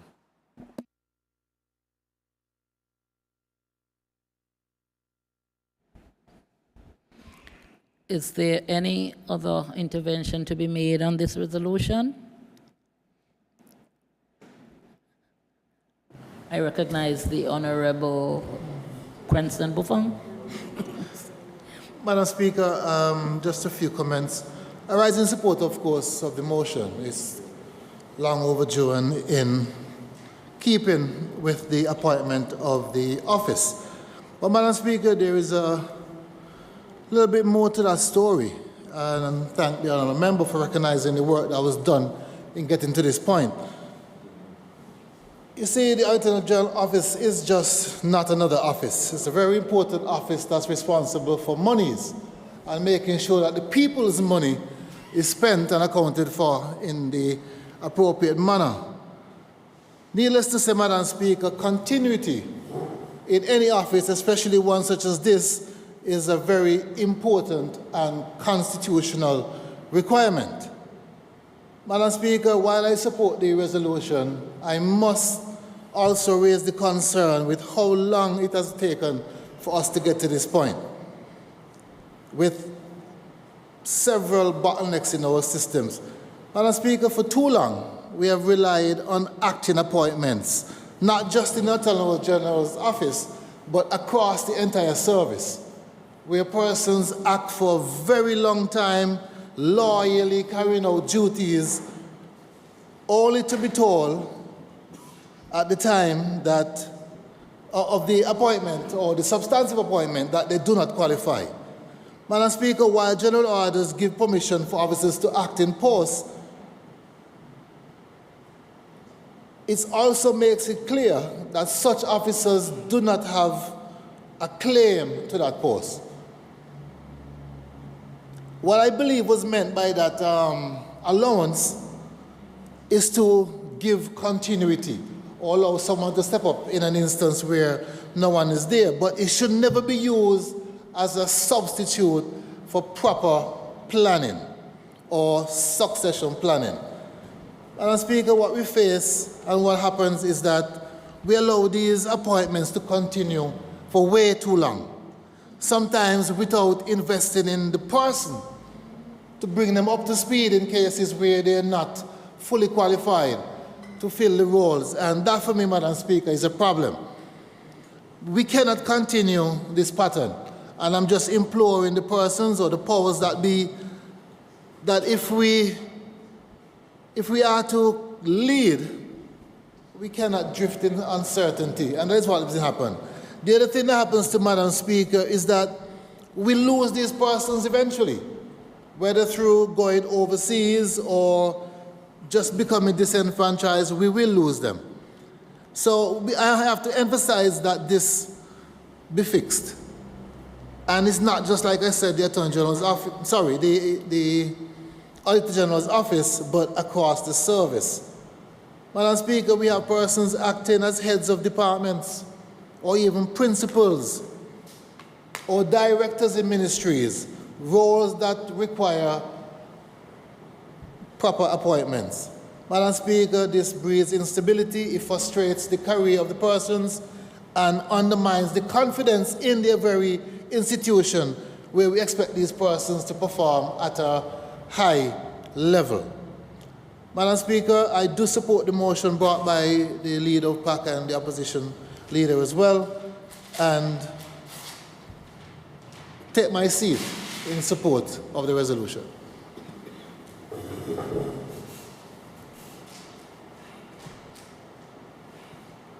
Your mic, please. Would that be all? If so, I would put the question. It has been moved and seconded that the resolution, terms and conditions of employment, including the remuneration and allowances of the Auditor General, be approved. All those in favor say aye. Those against, nay.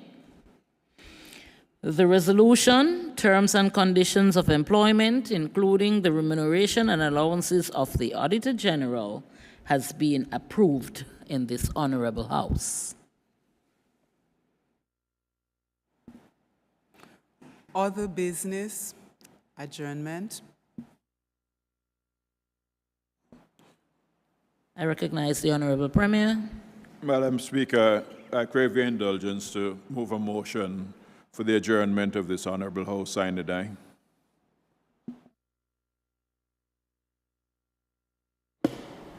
I recognize the Honorable Minister of Agriculture, acting.